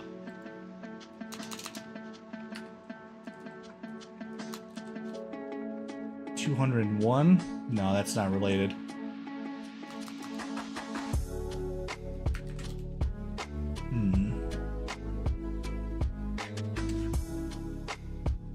So whatever this number is, the number seems to peak around 13 times smaller. So if I wanted to peak at 300, I have to set this to 3,900. Let's see if that tracks.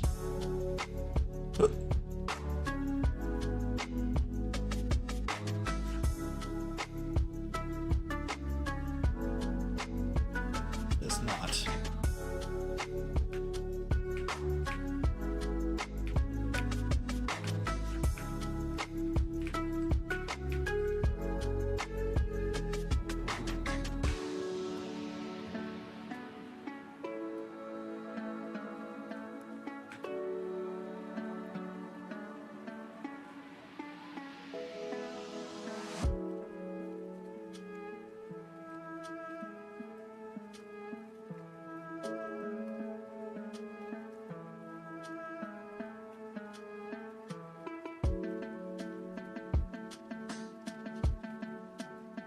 Huh. I don't think it matters what the number is. I think I'm still going to reach 675. Because every mile it's fighting more and more.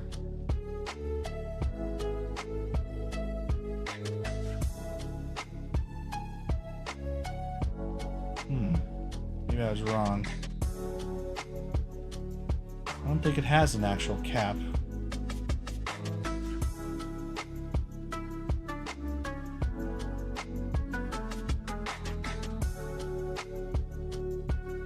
Actually losing speed now. 700. Can't seem to get above 700 for some reason.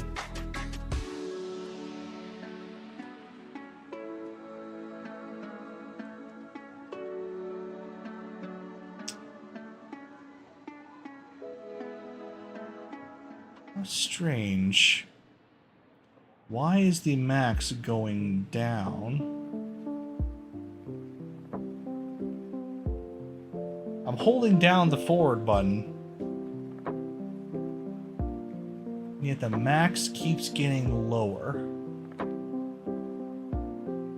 But why?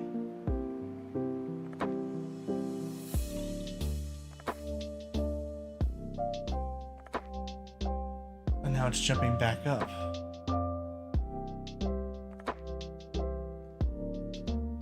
Okay, I think it has something to do with the relationship between how this works and how I accelerate the car.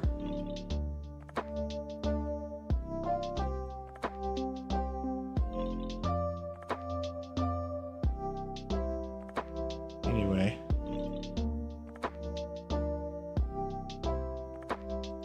I'm gonna close these for now.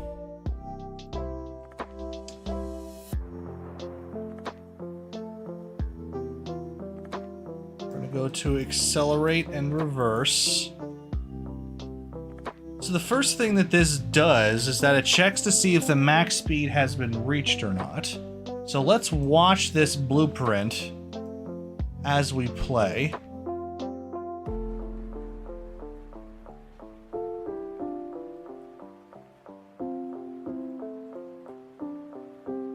So I'll just play down here and we'll see if that thing triggers when we get over 300. It's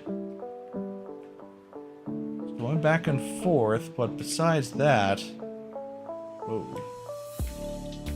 A little awkward to do this.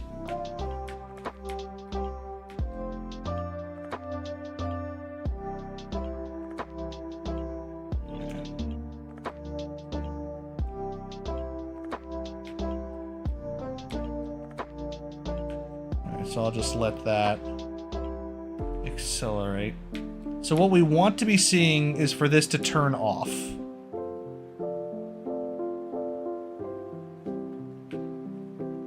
Which is clearly not happening.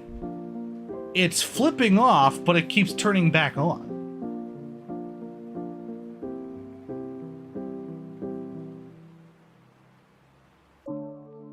And the farther I go, the longer it seems to turn off.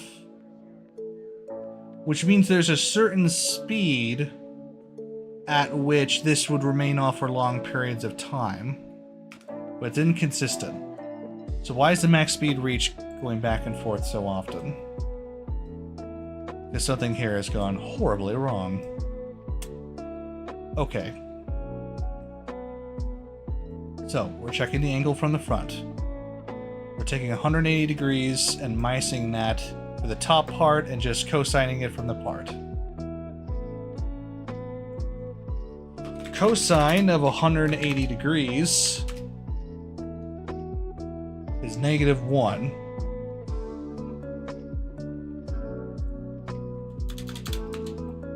Cosine of 0 degrees is 1. So these should be coming out as -1 and 1. But I also need to adjust it for whatever direction it's facing, hence why the angle from front, and we have a whole function for calculating the angle from front, hence the cosine. Okay, so then we take the car speed, which we have calculated. We're going to multiply it by this to get a positive or negative value depending on which way we're facing. The top part is going to be negative, most likely.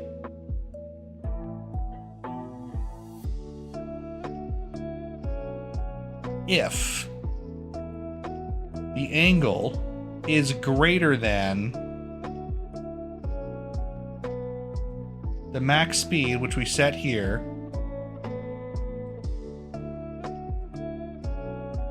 if it's true, say max speed has been reached. If it's false, then go check this.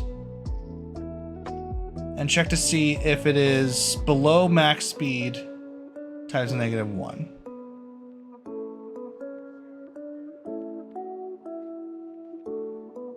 So we're basically checking to see that if this value –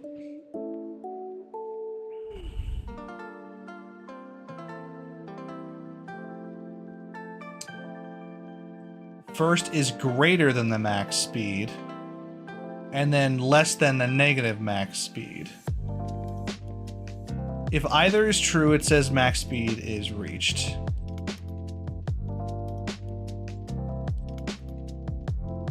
If both are false, then it's not. But then we do the whole check again at the bottom here, which is checking the exact opposite.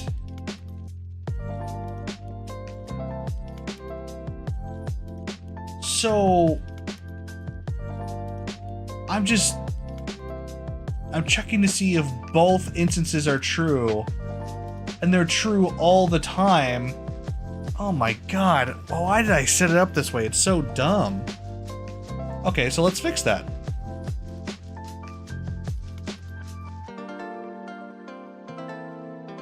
So, do I need both of these checks? Well, I don't know. I think one is checking if I go in reverse, because I needed to check for the reverse max speed as well. But I think I have that covered.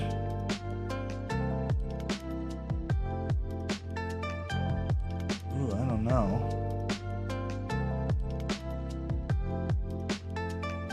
Let me check something.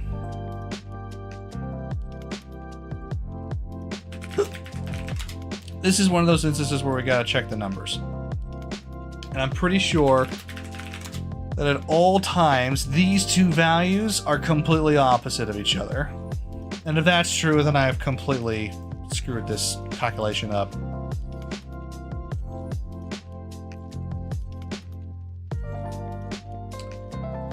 So that'll be blue, you'll be green.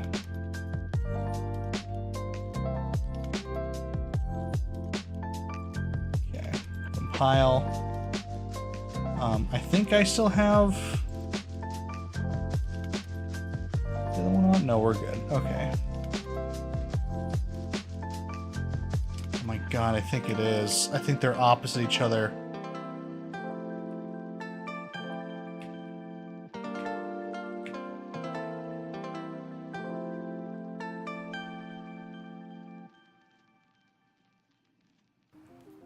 It's hard to tell, though.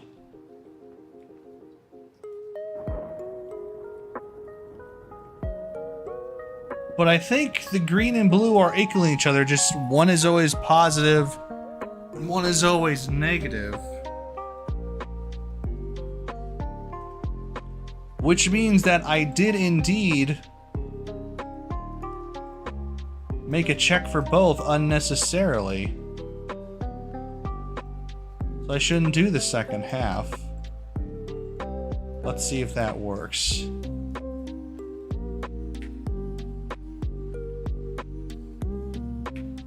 Obviously, I can still drive. Let's see if I actually hit a max this time.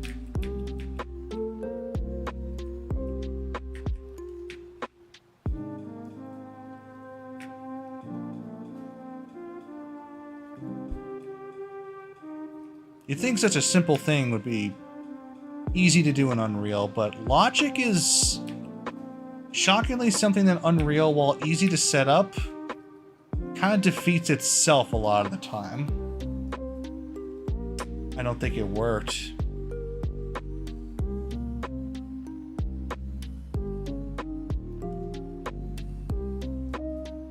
Thinking exactly the same thing is happening. But why?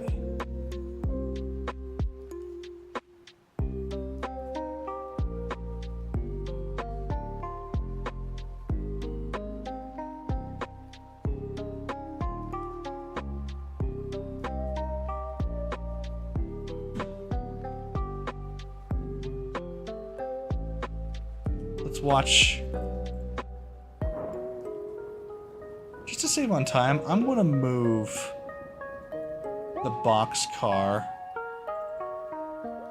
I need it outside of the arena.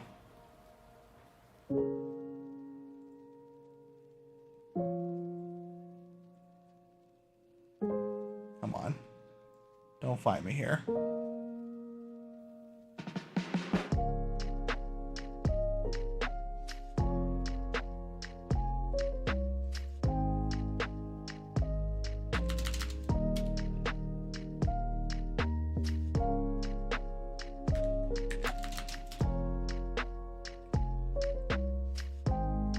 What are you doing? Just go outside the arena.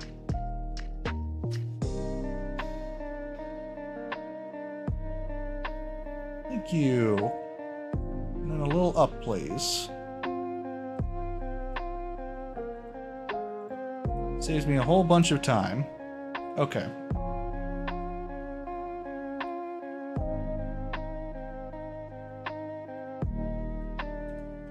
Cool. All right. So back to boxcar. We're going to watch max speed check and see if both are activating at the same time. They shouldn't.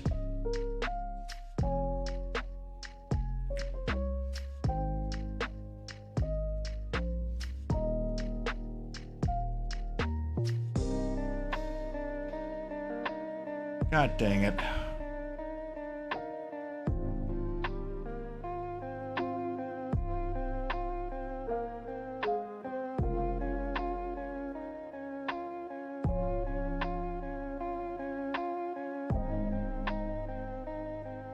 So now most of the time max speed is true, but occasionally max speed reaches not hitting that.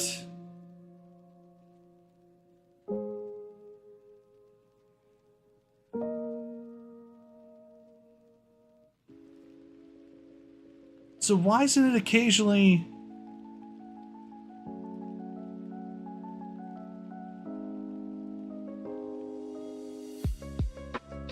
No, I don't get it.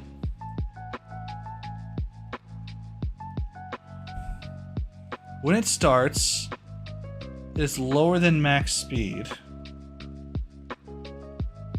But then when it does activate, it goes back and somehow re-triggers it to be, no, max speed hasn't been reached. But why? The get speed isn't changing. If anything, it's been growing the whole time. So how's the logic still happening like this?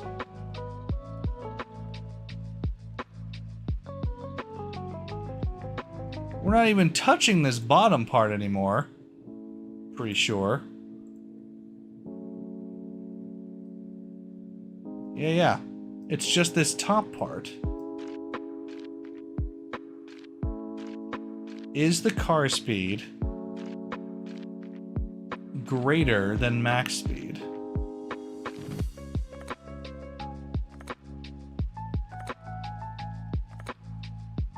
(180 minus whatever this angle is times the car speed). Is it greater than max speed normally, or is it less than max speed negatively? Maybe that's the problem.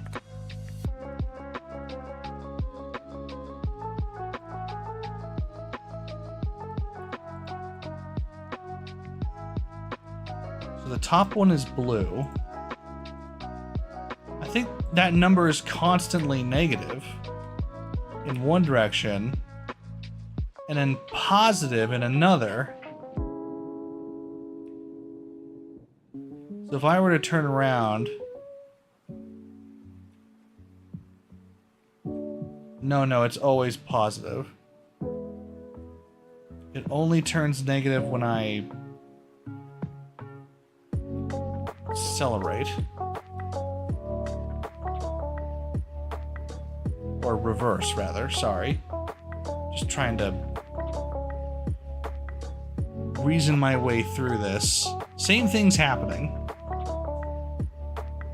It becomes negative when I'm in reverse. It becomes positive when I'm going forward. I'm checking for both. And it hits max speed. But why does it... How can it ever...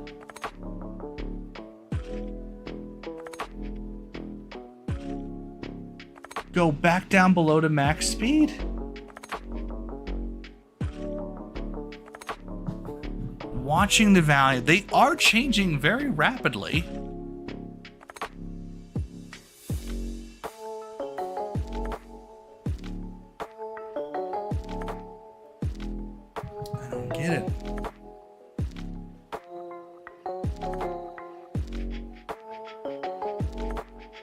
How can they be changing that rapidly?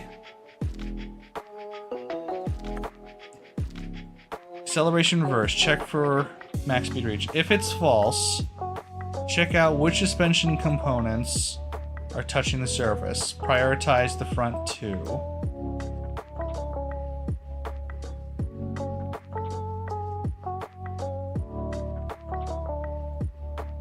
We have a forward force, which is 0 by default. And acceleration speed, which is 200K.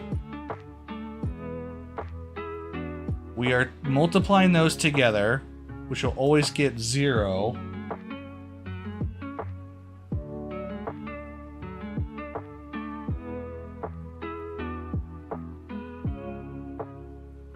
Huh? If it's always 0, then I add a force at location based on this vector. Wait, but wouldn't it be 0? It would have to be 0. Let me make this red so I can see it. Because if I'm multiplying by 0... Yeah, look at that. What?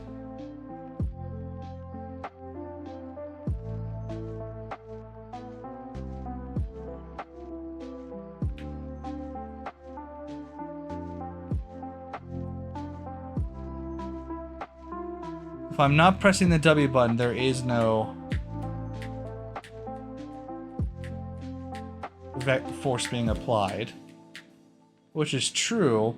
And as soon as I hit max speed reached, it starts flickering because it's turning off. We need to identify what is causing it to flicker. How is the speed flickering between its max speed and its current speed so quickly without me noticing in game?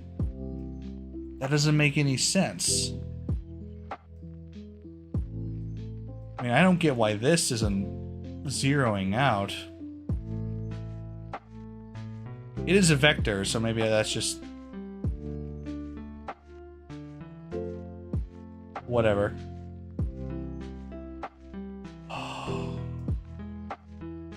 What do we think? How am I going to figure this out?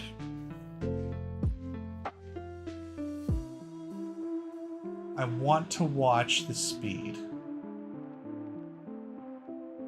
But I don't know how to do that.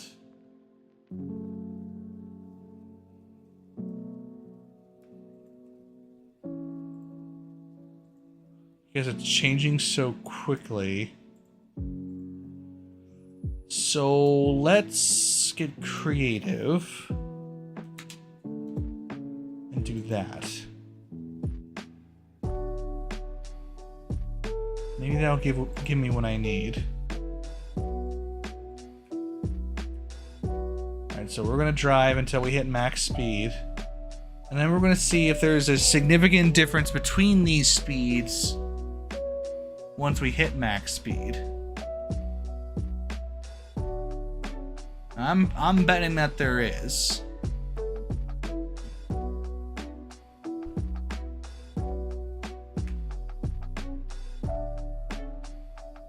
Damn. Because it keeps changing.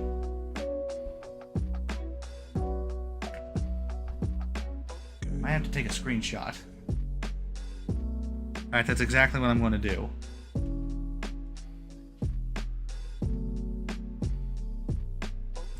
This is the speed of the car. I've hit some sort of block. Screenshot taken. Okay. I'm going to look at the screenshot so I can see the variables.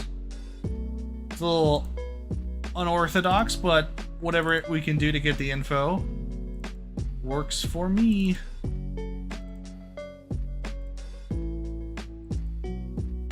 Let's see if we can get you guys to see that.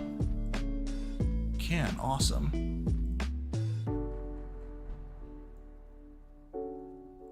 There it is. Oh my god, look at that. Look at the gap between the variable. You probably can't see that. How is the gap between the speed so drastic? That's almost 20k difference. And it's jumping so rapidly too.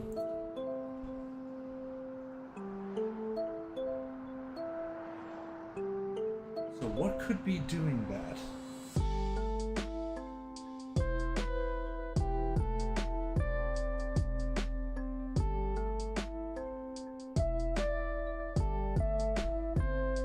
What could be causing the get speed to jump so much? You know what it probably is? I think it was that same problem that we had before with something that we were calculating was going wrong. So we were getting an unfortunate result from car speed. Car speed may not be what we want to use here. I think we need to grab velocity. Oh man, is that even possible? From speedometer?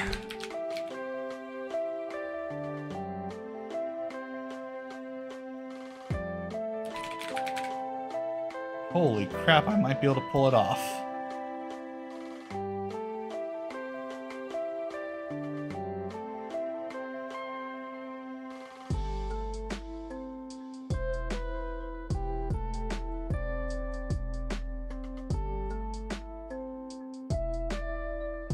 Hold on.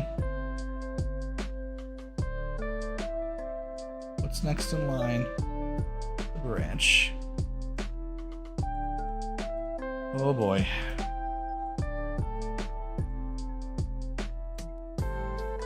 I sincerely hope this works. Because I noticed that there was a problem and a difference between these two speed variables. And that problem might be what's causing this flickering issue. We'll see though. I might be full of it. Worth a shot, at the very least. Oh. Oh crap. Oh, it's the same problem I had last time. No, don't do this to me. Get owning player pawn. That's what happened. It's what worked last time. Maybe it'll work this time.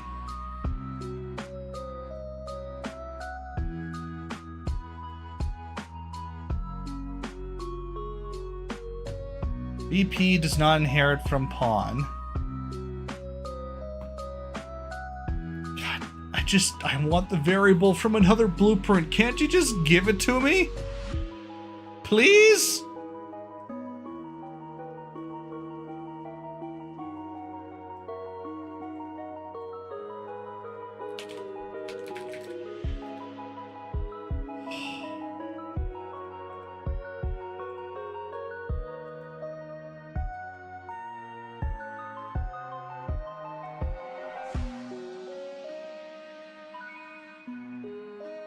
Let's see. BP does not inherit.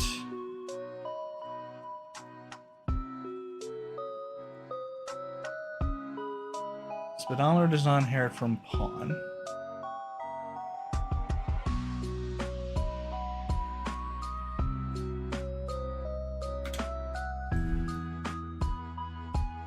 Cast a speedometer. I just want a variable from another blueprint. Am I not allowed to do that?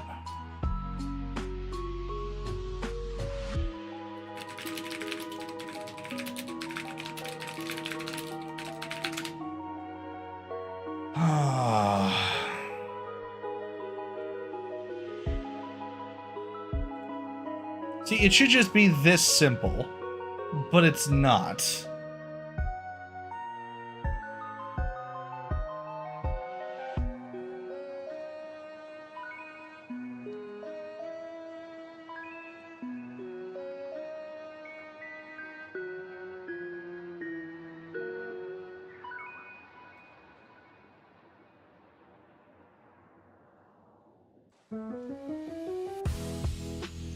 Try says an abstract as blueprint costs and maybe an instance of.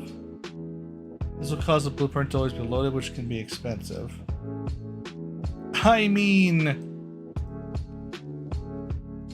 I just want this variable, which I made here. Which somehow when I calculated my own, I calculated as get speed, car speed. Apparently it's not right, which really bums me out. It's exactly the same. I don't see how this is any different. Balloons News Channel. Huh. Got some news from Balloons.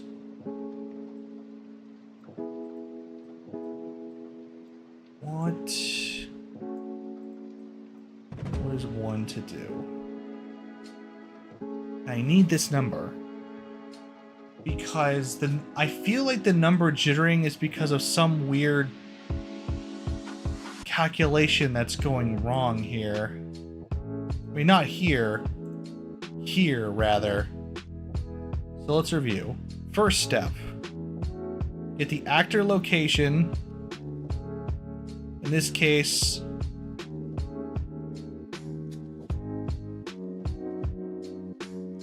self, which is the boxcar. Speedometer. Get actor location. Target is beep beep boxcar. So they're both pulling the same actor location. Okay. Then we get the variable previous location from the same source.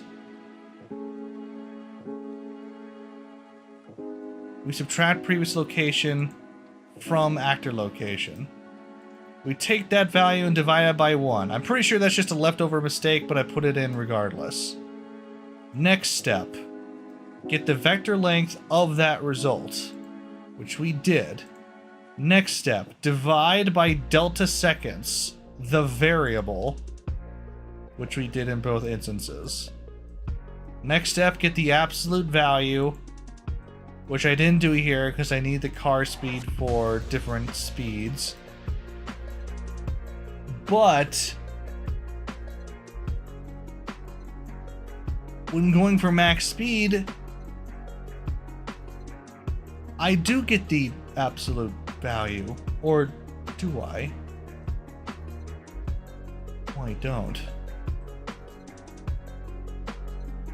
And then that's set into a variable called velocity, which is then put into text velocity, which is then divided by 44.704.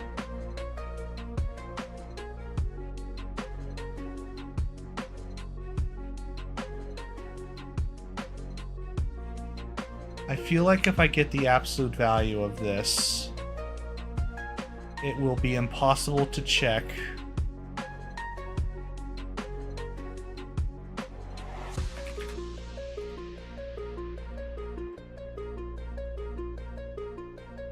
The reverse direction. But I've got to see if it works. God dang it. Okay, so skip this for now.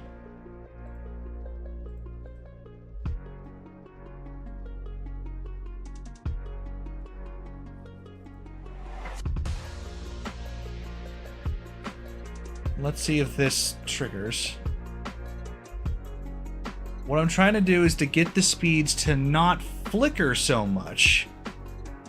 Because maybe then it'll be consistent and it won't go above a certain value. But as we can see by just looking at the variables, that's not the case. It is flickering so badly right now. So it being the absolute value was not the fix. Well, why not?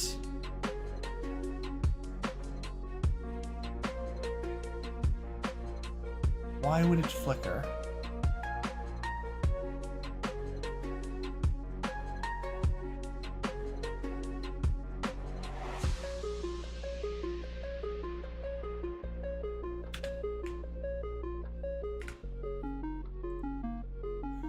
Screenshot number 2. Yeah, look at that. This number is jumping around by almost 12,000 units at any time.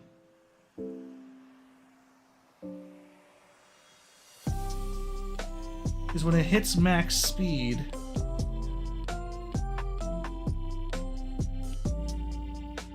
and this is before all the calculation, right?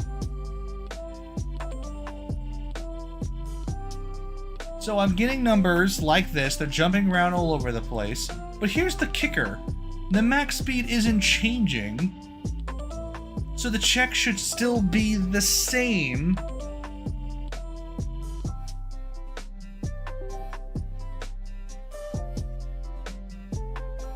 So I check to see if it has gone above max speed, which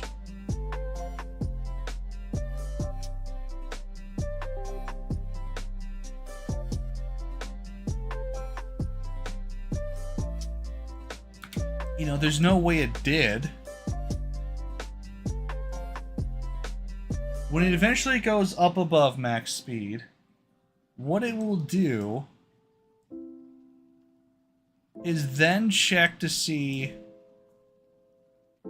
if it is below max speed times -1. It can't be both.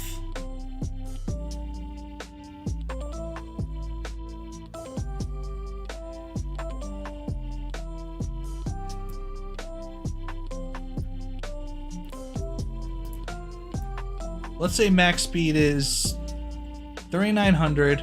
We get it once we hit 3,900 car speed, say 4,000. I'm above it.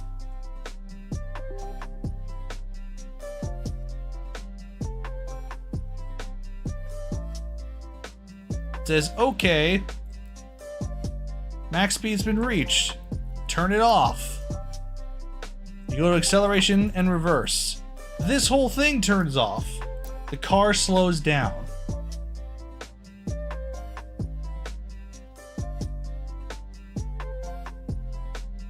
And then nothing else happens. We check again, and then somehow, at some point, when the car is decelerating, it gets lower than the max speed times -1.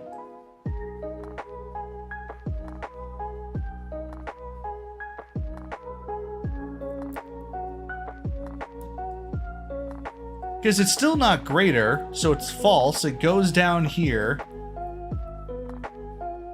And then it's got to be greater than...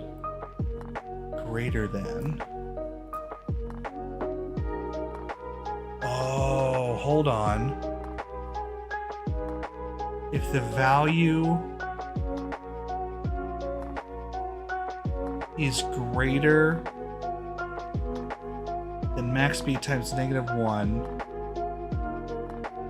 then it will trigger it off.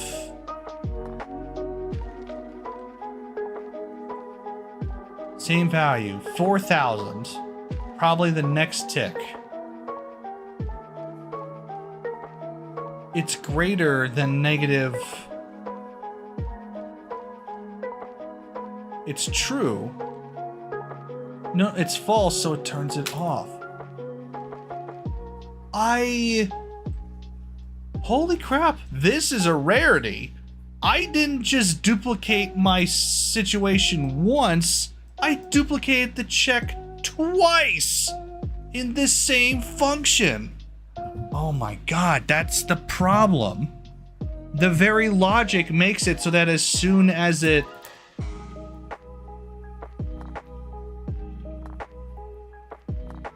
But which one does it trigger first? Because it can only trigger one first, right?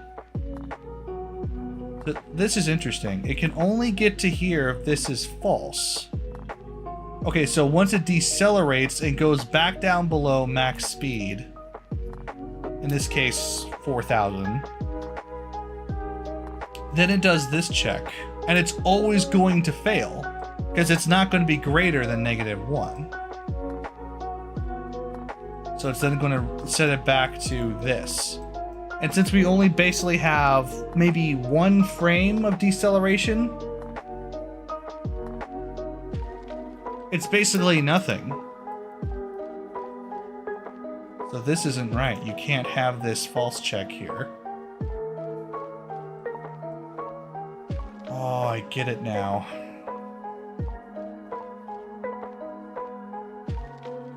I shouldn't have this second check here.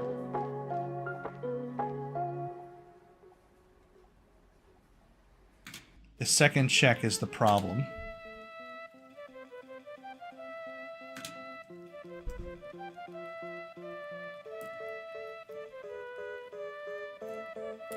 Because the first thing I'm checking to see is it greater than the max speed in the positive direction. And then I need to check if I'm in the reverse.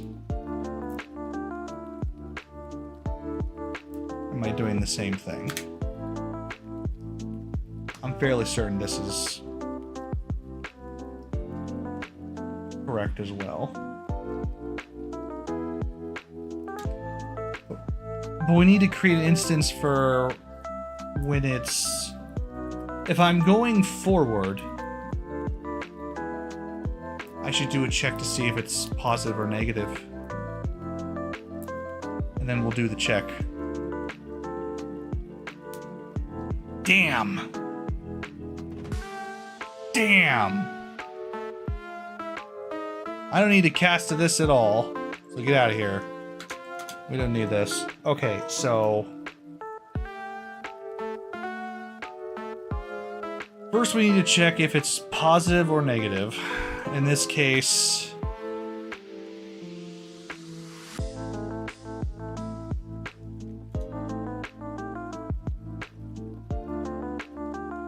we're gonna do a branch, another branch.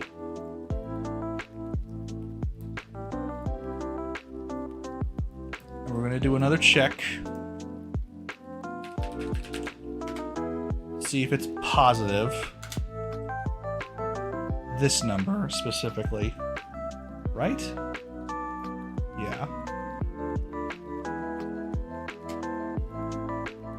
Okay.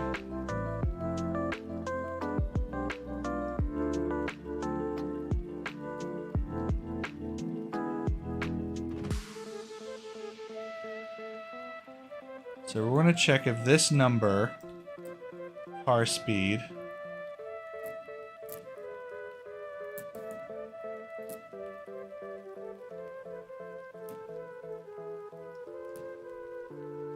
is positive. If it's positive,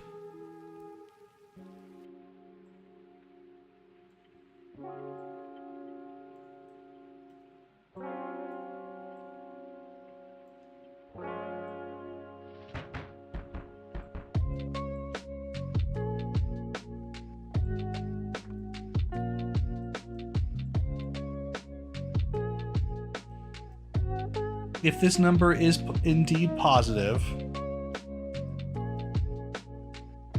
then you can do the check to see if it's greater than max speed. And if it is, cool. But if it's not, check it off. We need an alternate situation. If it's false, then we need to check this number.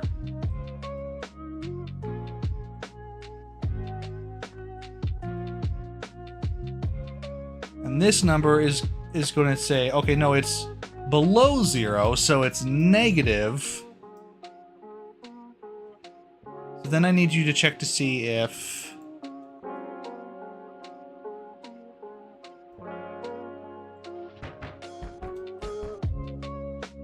max speed, this number.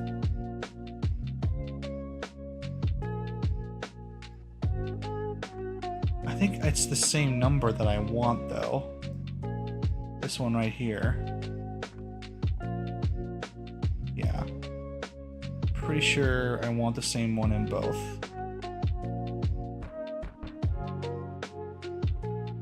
Is this number less than max speed?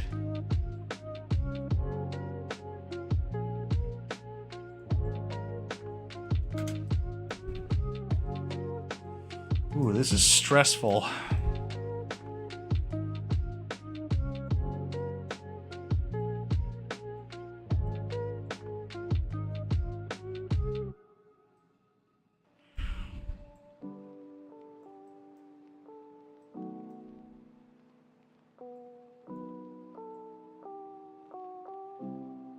Steven Universe. We are the Crystal Gems. Love that show. Anyway.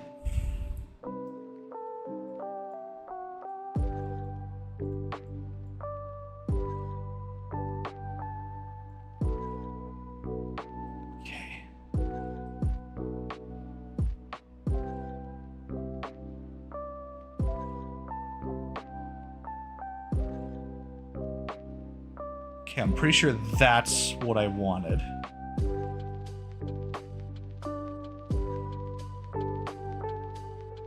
I think. I don't know if this will check for going in backwards or not. That's the part I'm nervous about. Well, let's just see if it works going forward. I should see the car stop accelerating at a certain speed. I don't know what that speed is.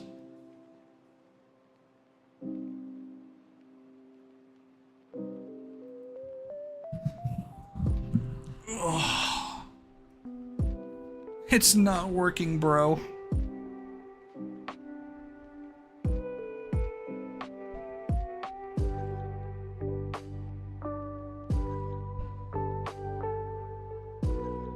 Wait, I think I'm doing the same thing.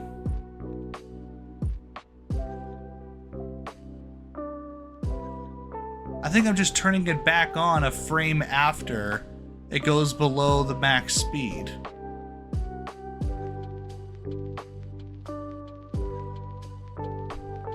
Which doesn't do anyone any good. Okay, watch the max speeds.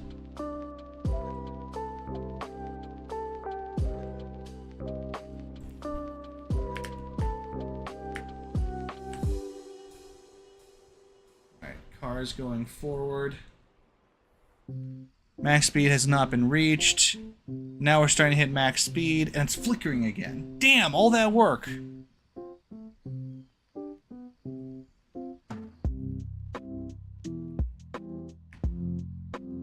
But I think I understand why. Because as soon as I hit max speed, I turn off the acceleration. Then it slows down. But then as soon as I get below max speed again, it's going to turn max speed off. So I get to accelerate again. It happens so quickly.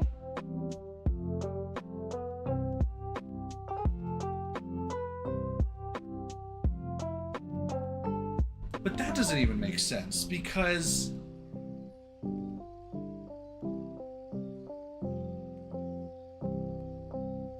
is it because it's acceleration that's acting on the car instead of force?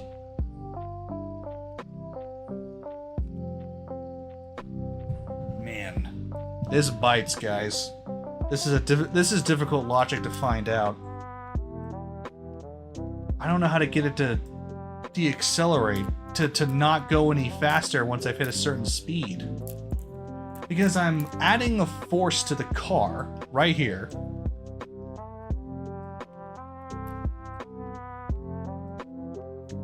But because the max speed is based on a number, every time I go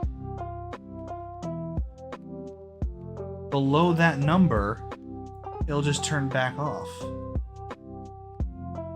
So how do I make it so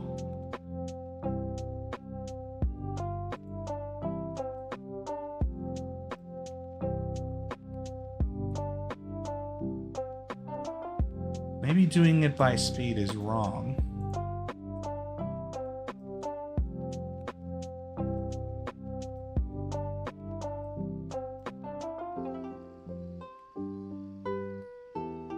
Magnitude indicates the strength of the force.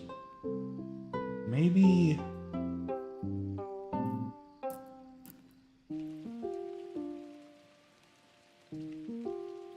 Can I determine the force that's acting on a car? That'd be a hell of a thing to check.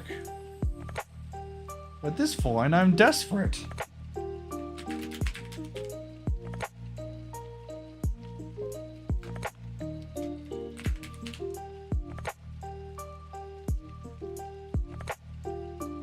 Add force, set force. Cast a force, feedback, radial force. Set forward force. Yeah, that's not gonna work. Let me think.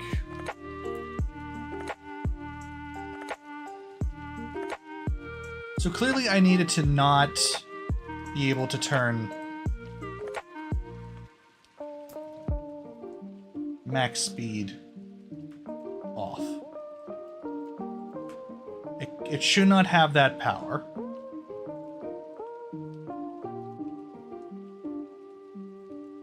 So at a certain point, the car should just stop accelerating. Like that. That's what I wanted. I just need the car to stop accelerating. But here's the problem. Now it can never accelerate again.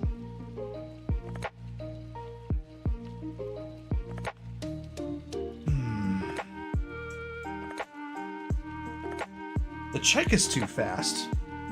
How do I get it so that it's... Because I'm pretty sure this is the logic I need. But how do I make it so that it doesn't, you know...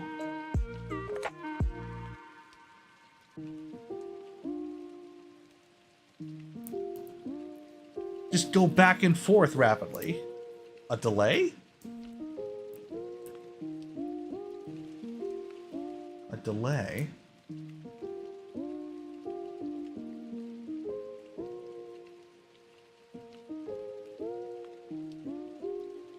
Would that prevent it from running?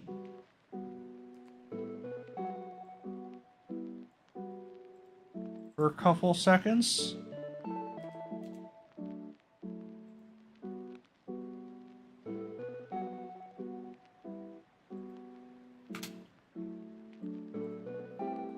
Wait.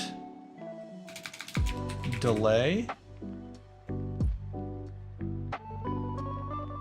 I know there's a function to delay something. I can't remember how I did it.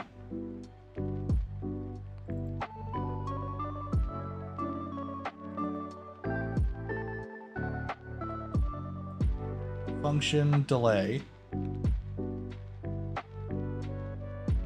So it is a...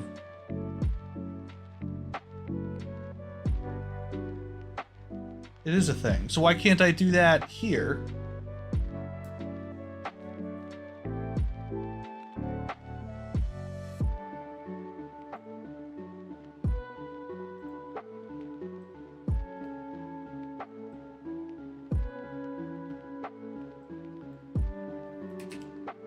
It's a function.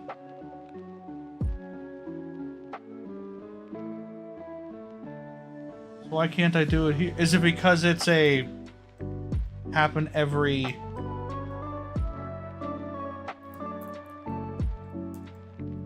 function that happens every tick? It's gotta be why. If I was to set it to delay, it would just have the option to delay. But since this is occurring every tick,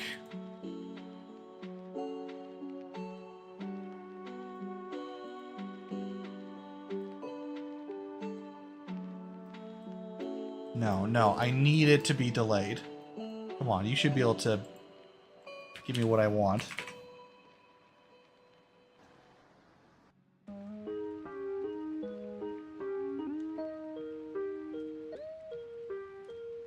I know it's in here.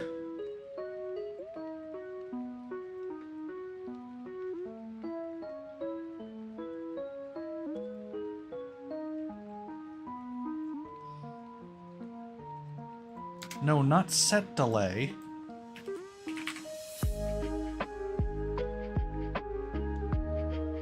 Oh, it's really not going to let me do it, is it?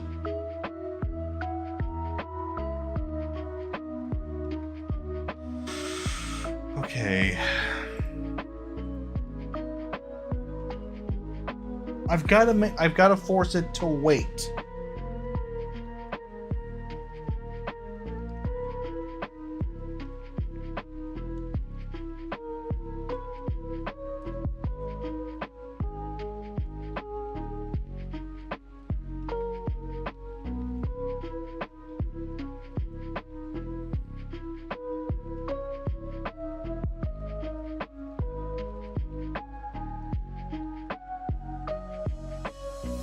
Maybe this is the wrong way to do this.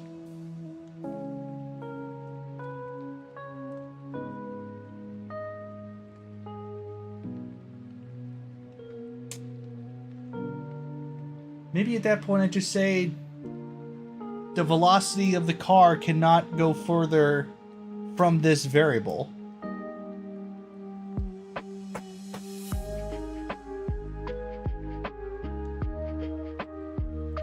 Set velocity. Is it linear velocity? I don't know.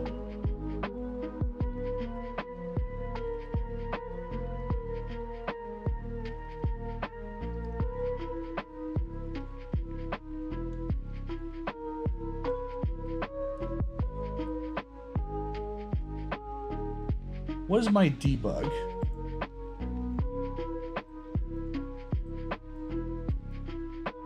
Set physics linear velocity to 0.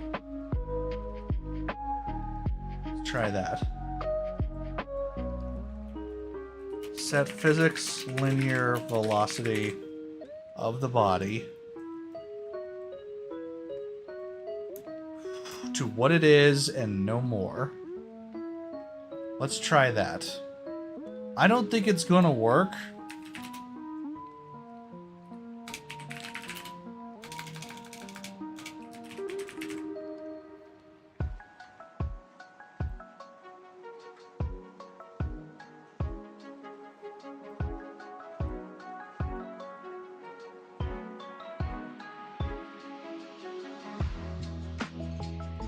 But it's worth a shot.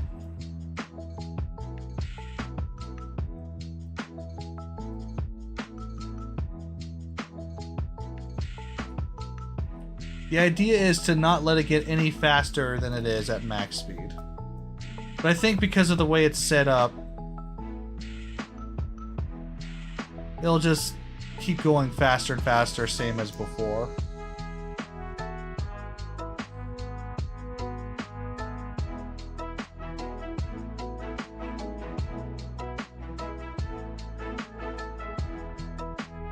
Oh, this is really nice.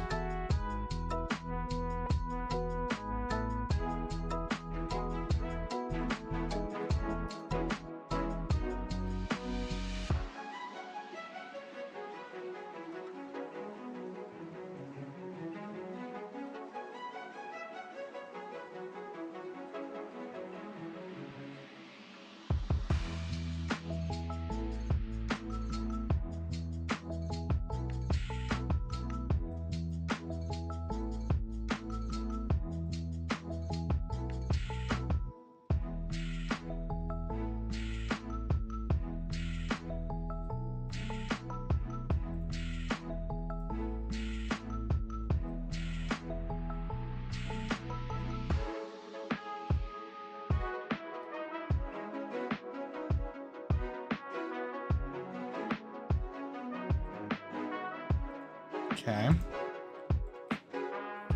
I've turned max off.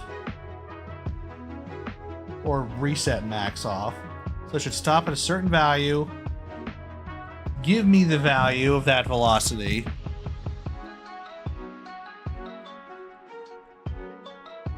(102.61.656.860). I'm gonna take a screenshot of that.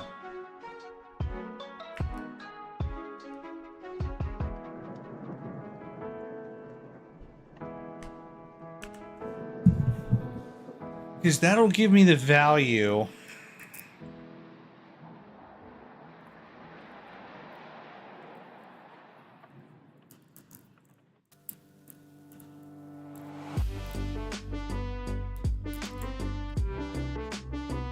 Ooh, what if I put it in a variable? Lon Ranch. No, what the hell am I talking about? This is a Mario. I was looking at the music list as like, Lon Ranch. It's like, I know that place. I recognize the music. Surely that's it. No, this isn't Lon Ranch at all.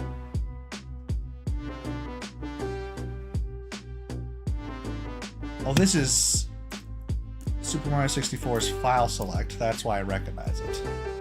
Anyway,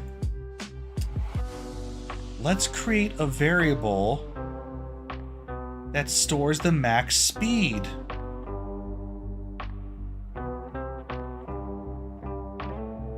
Max speed vector.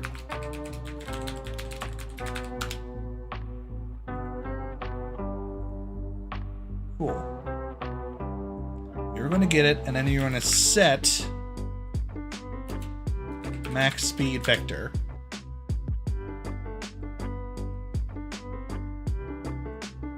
Cool. And then you're going to set our velocity to that so that I never slow down.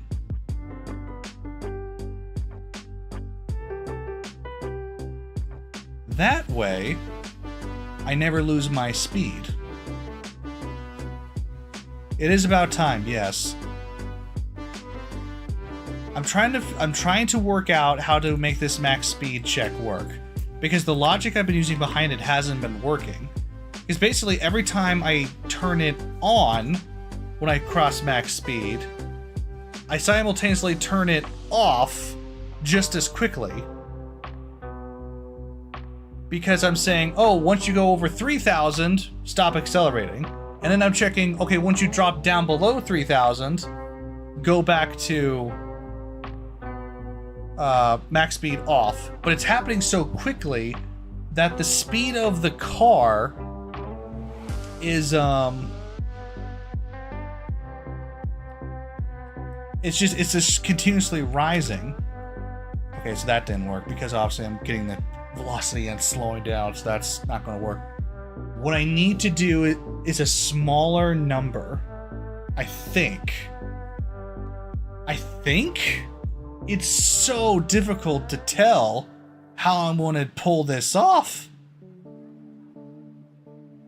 Because a delay won't work. You can't delay on a tick. It has to go off every tick. Every frame. That's Lon Ranch. Oh, I wanted to figure this out before I ended stream, so I want to try one more thing before I do. I'm going to, instead of checking for the speed I set, I'm going to divide the value. Why do I keep doing that? By 44.74 or whatever it was to get the miles per hour version. And we're going to test that instead.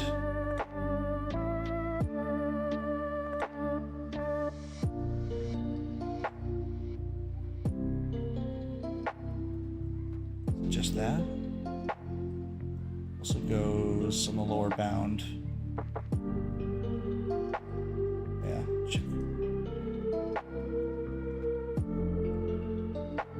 Down here. I think we'll have to go a lot faster to trigger it. But it should solve a fundamental problem. Maybe, yeah, maybe if the lower bound is greater, just because it's harder to hit that, maybe the max, maybe it won't be a problem. Oh, and I should re-implement this. And clearly these aren't working, so I'll just get rid of these.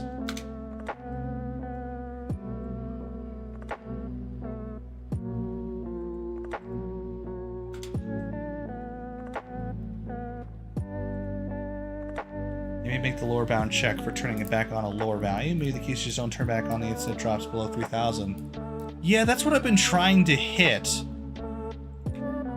The problem is if I make it like...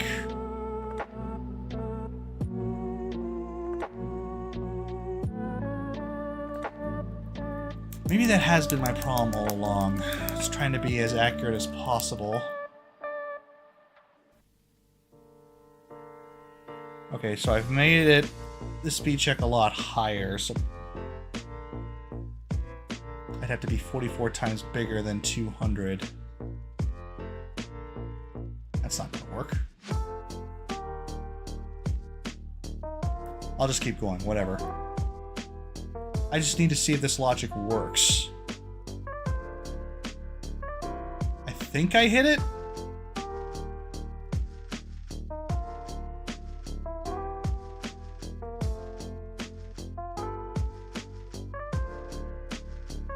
I didn't. My fear is that if I do the lower bound thing you're talking about, it'll do a kind of thing with the speed once you hit max. Right? You'll just kind of constantly accelerating and decelerating, going back and forth. And I ran out of track. Okay, that was dumb.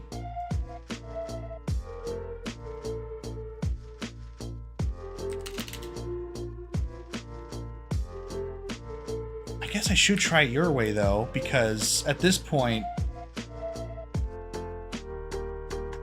that is preferable to what is happening now.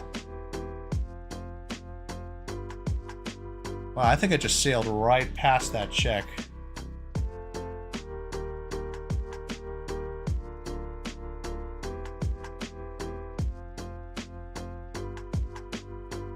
Whatever I did, it's not working.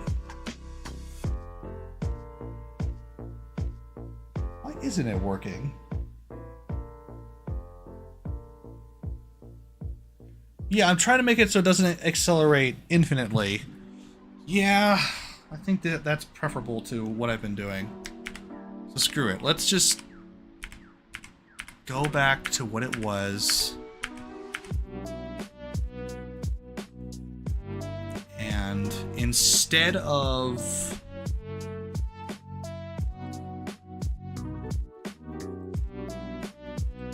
Get rid of all these. Don't need them.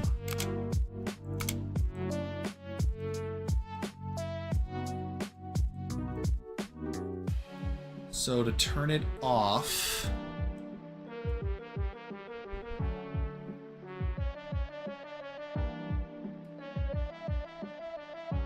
we need to go to another check.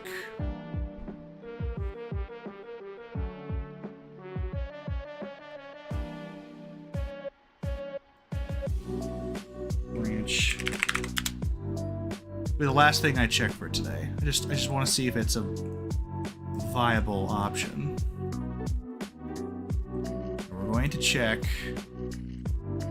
if max speed minus, I don't know, 1,000.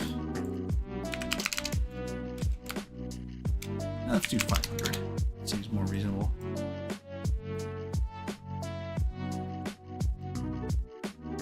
And we check for that.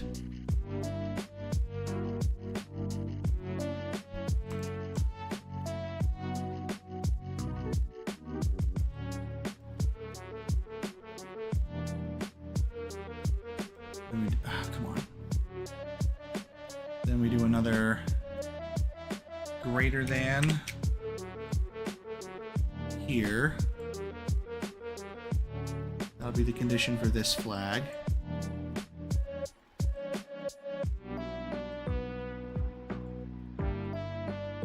Then if it's greater than that, greater than or less than? I need to be,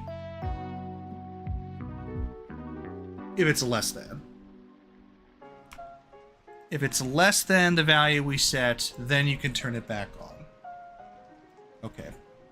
And then we'll create another branch for the negative direction.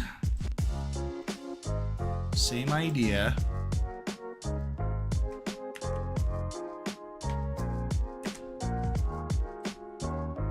We're going to take this same value, times it by -1. Check the negative direction.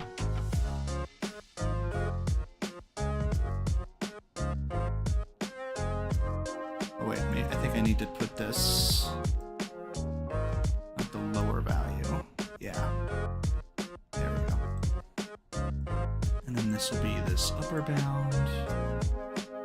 Yeah, it's a bit messy, but so if it's greater than this value that we set, yeah, then you can turn it off again.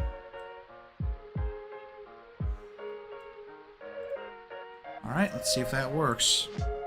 Spaghetti code moment. Yeah, right? All right, so the hit should be around 250 miles per hour. It should stop accelerating.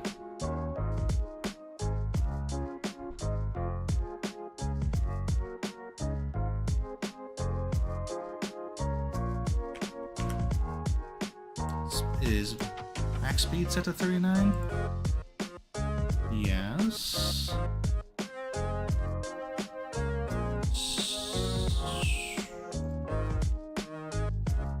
Watch the code.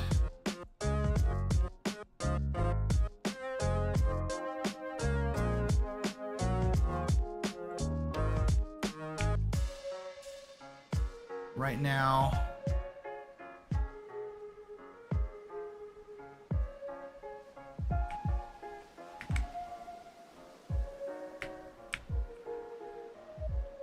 it should always go through that bond path until we hit max speed. No, what the freak? It should, both of them should not be activating that fast. Same thing happened. Okay, but let's increase the margin. Let's make it like 1500. Half of the value. Maybe the margin's just not big enough.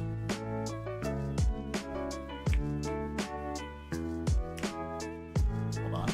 I gotta be able to see everything. Okay. They should not be bouncing back and forth. That's the goal here. It should trigger one, wait, then trigger the other one, and then back and forth like that.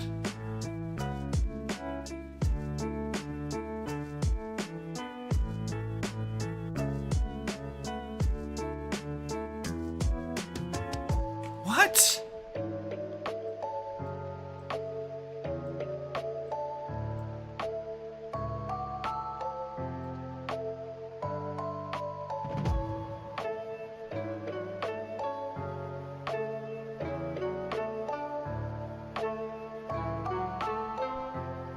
What? Okay, I'll do the whole margin of the max speed. If this doesn't work, then it's just straight up not going to work.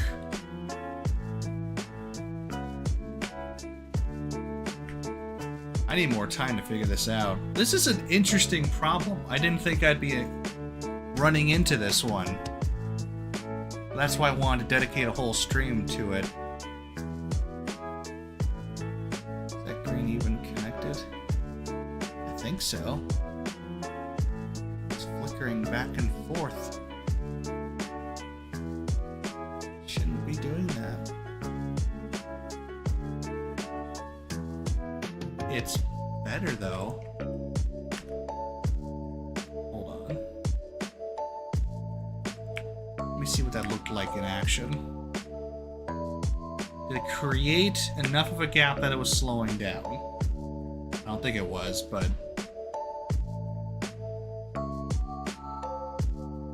It's more noticeable that it's trying to slow down, but it's not. Okay, yeah, let's figure this out.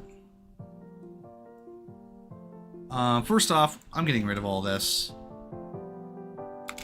This is distracting. It's getting in the way. That thing is not supposed to be touched. This is a mess.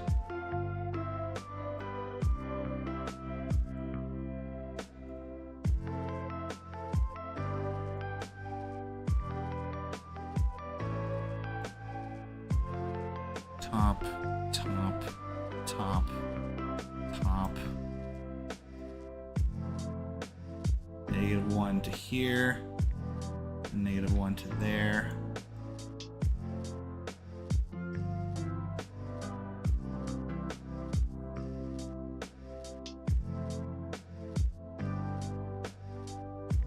The arrow should only go through the white lines. That was correct. The first thing we're checking to see is if it's positive or negative. If it's positive, it goes over here. And then it checks, is the value that we have greater than max speed? If it is, please set the max speed. If it is not, then please check if that value is greater than max speed minus 3900. If it is, please reset the max speed.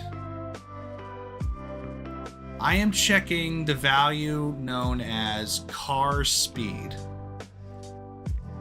Now, car speed is calculated here using this formula. So it takes the location of the car, the location of where the car was last tick. It subtracts the two, creates a distance. We divide by 1, I think that's just a leftover. We then get the length of that vector. We get the distance. We divide it by delta seconds, which is the frame rate.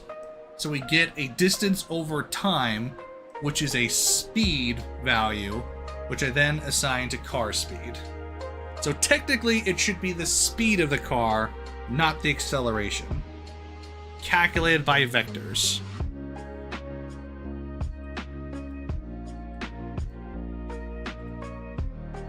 Oh. The problem is...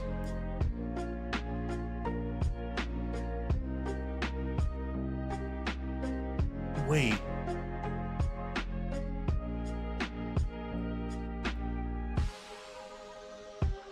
$180 minus 1? That's not right. That's not how that was set up at all.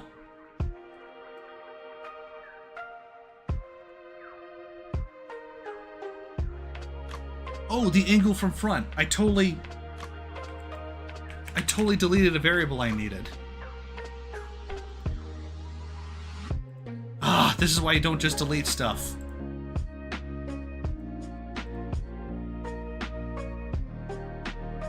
Damn it.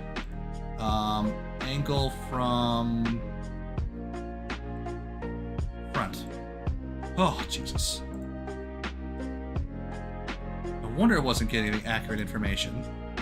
Didn't know what the hell direction front was. Okay, so let's try that again.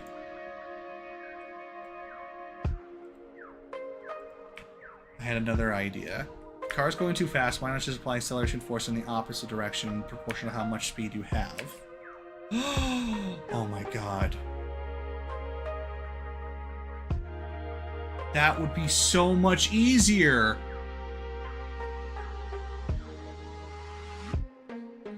That's what I do with my counter speeds in the left and right direction anyway!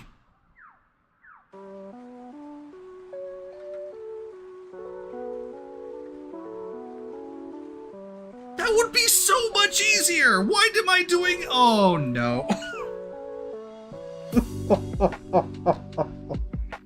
Oh no. Oh my god. In literally every single counter speed function I have, of which there are 6, I do that exact thing. I calculate how fast I'm going in the left, right, turning in both directions, and drifting in both axes, and I counter speed those at all times. Unless I'm pressing a button. I could just counter the speed going forward. Oh my god. That's such a genius answer. I'm gonna call this the soup method just because. This is why having second perspective is good, because you sometimes just completely forget what the right solution was. Yeah, you're absolutely right. That's why doing this by yourself is so hard. Oh, okay, well I've got my work cut out for me. I've got to set that up for tomorrow's stream. It should be a relatively easy fix. Damn, that really was a great idea. Thank you for that. All right, with that, we will wrap up today. Thanks so much, guys, for hanging out. Thank you again for your advice. It is much appreciated. That should be exactly what I need. So I'll just get to work on that. You guys have a great rest of your night. Hope school nights are still going great for everybody. And I will see you guys tomorrow. As always,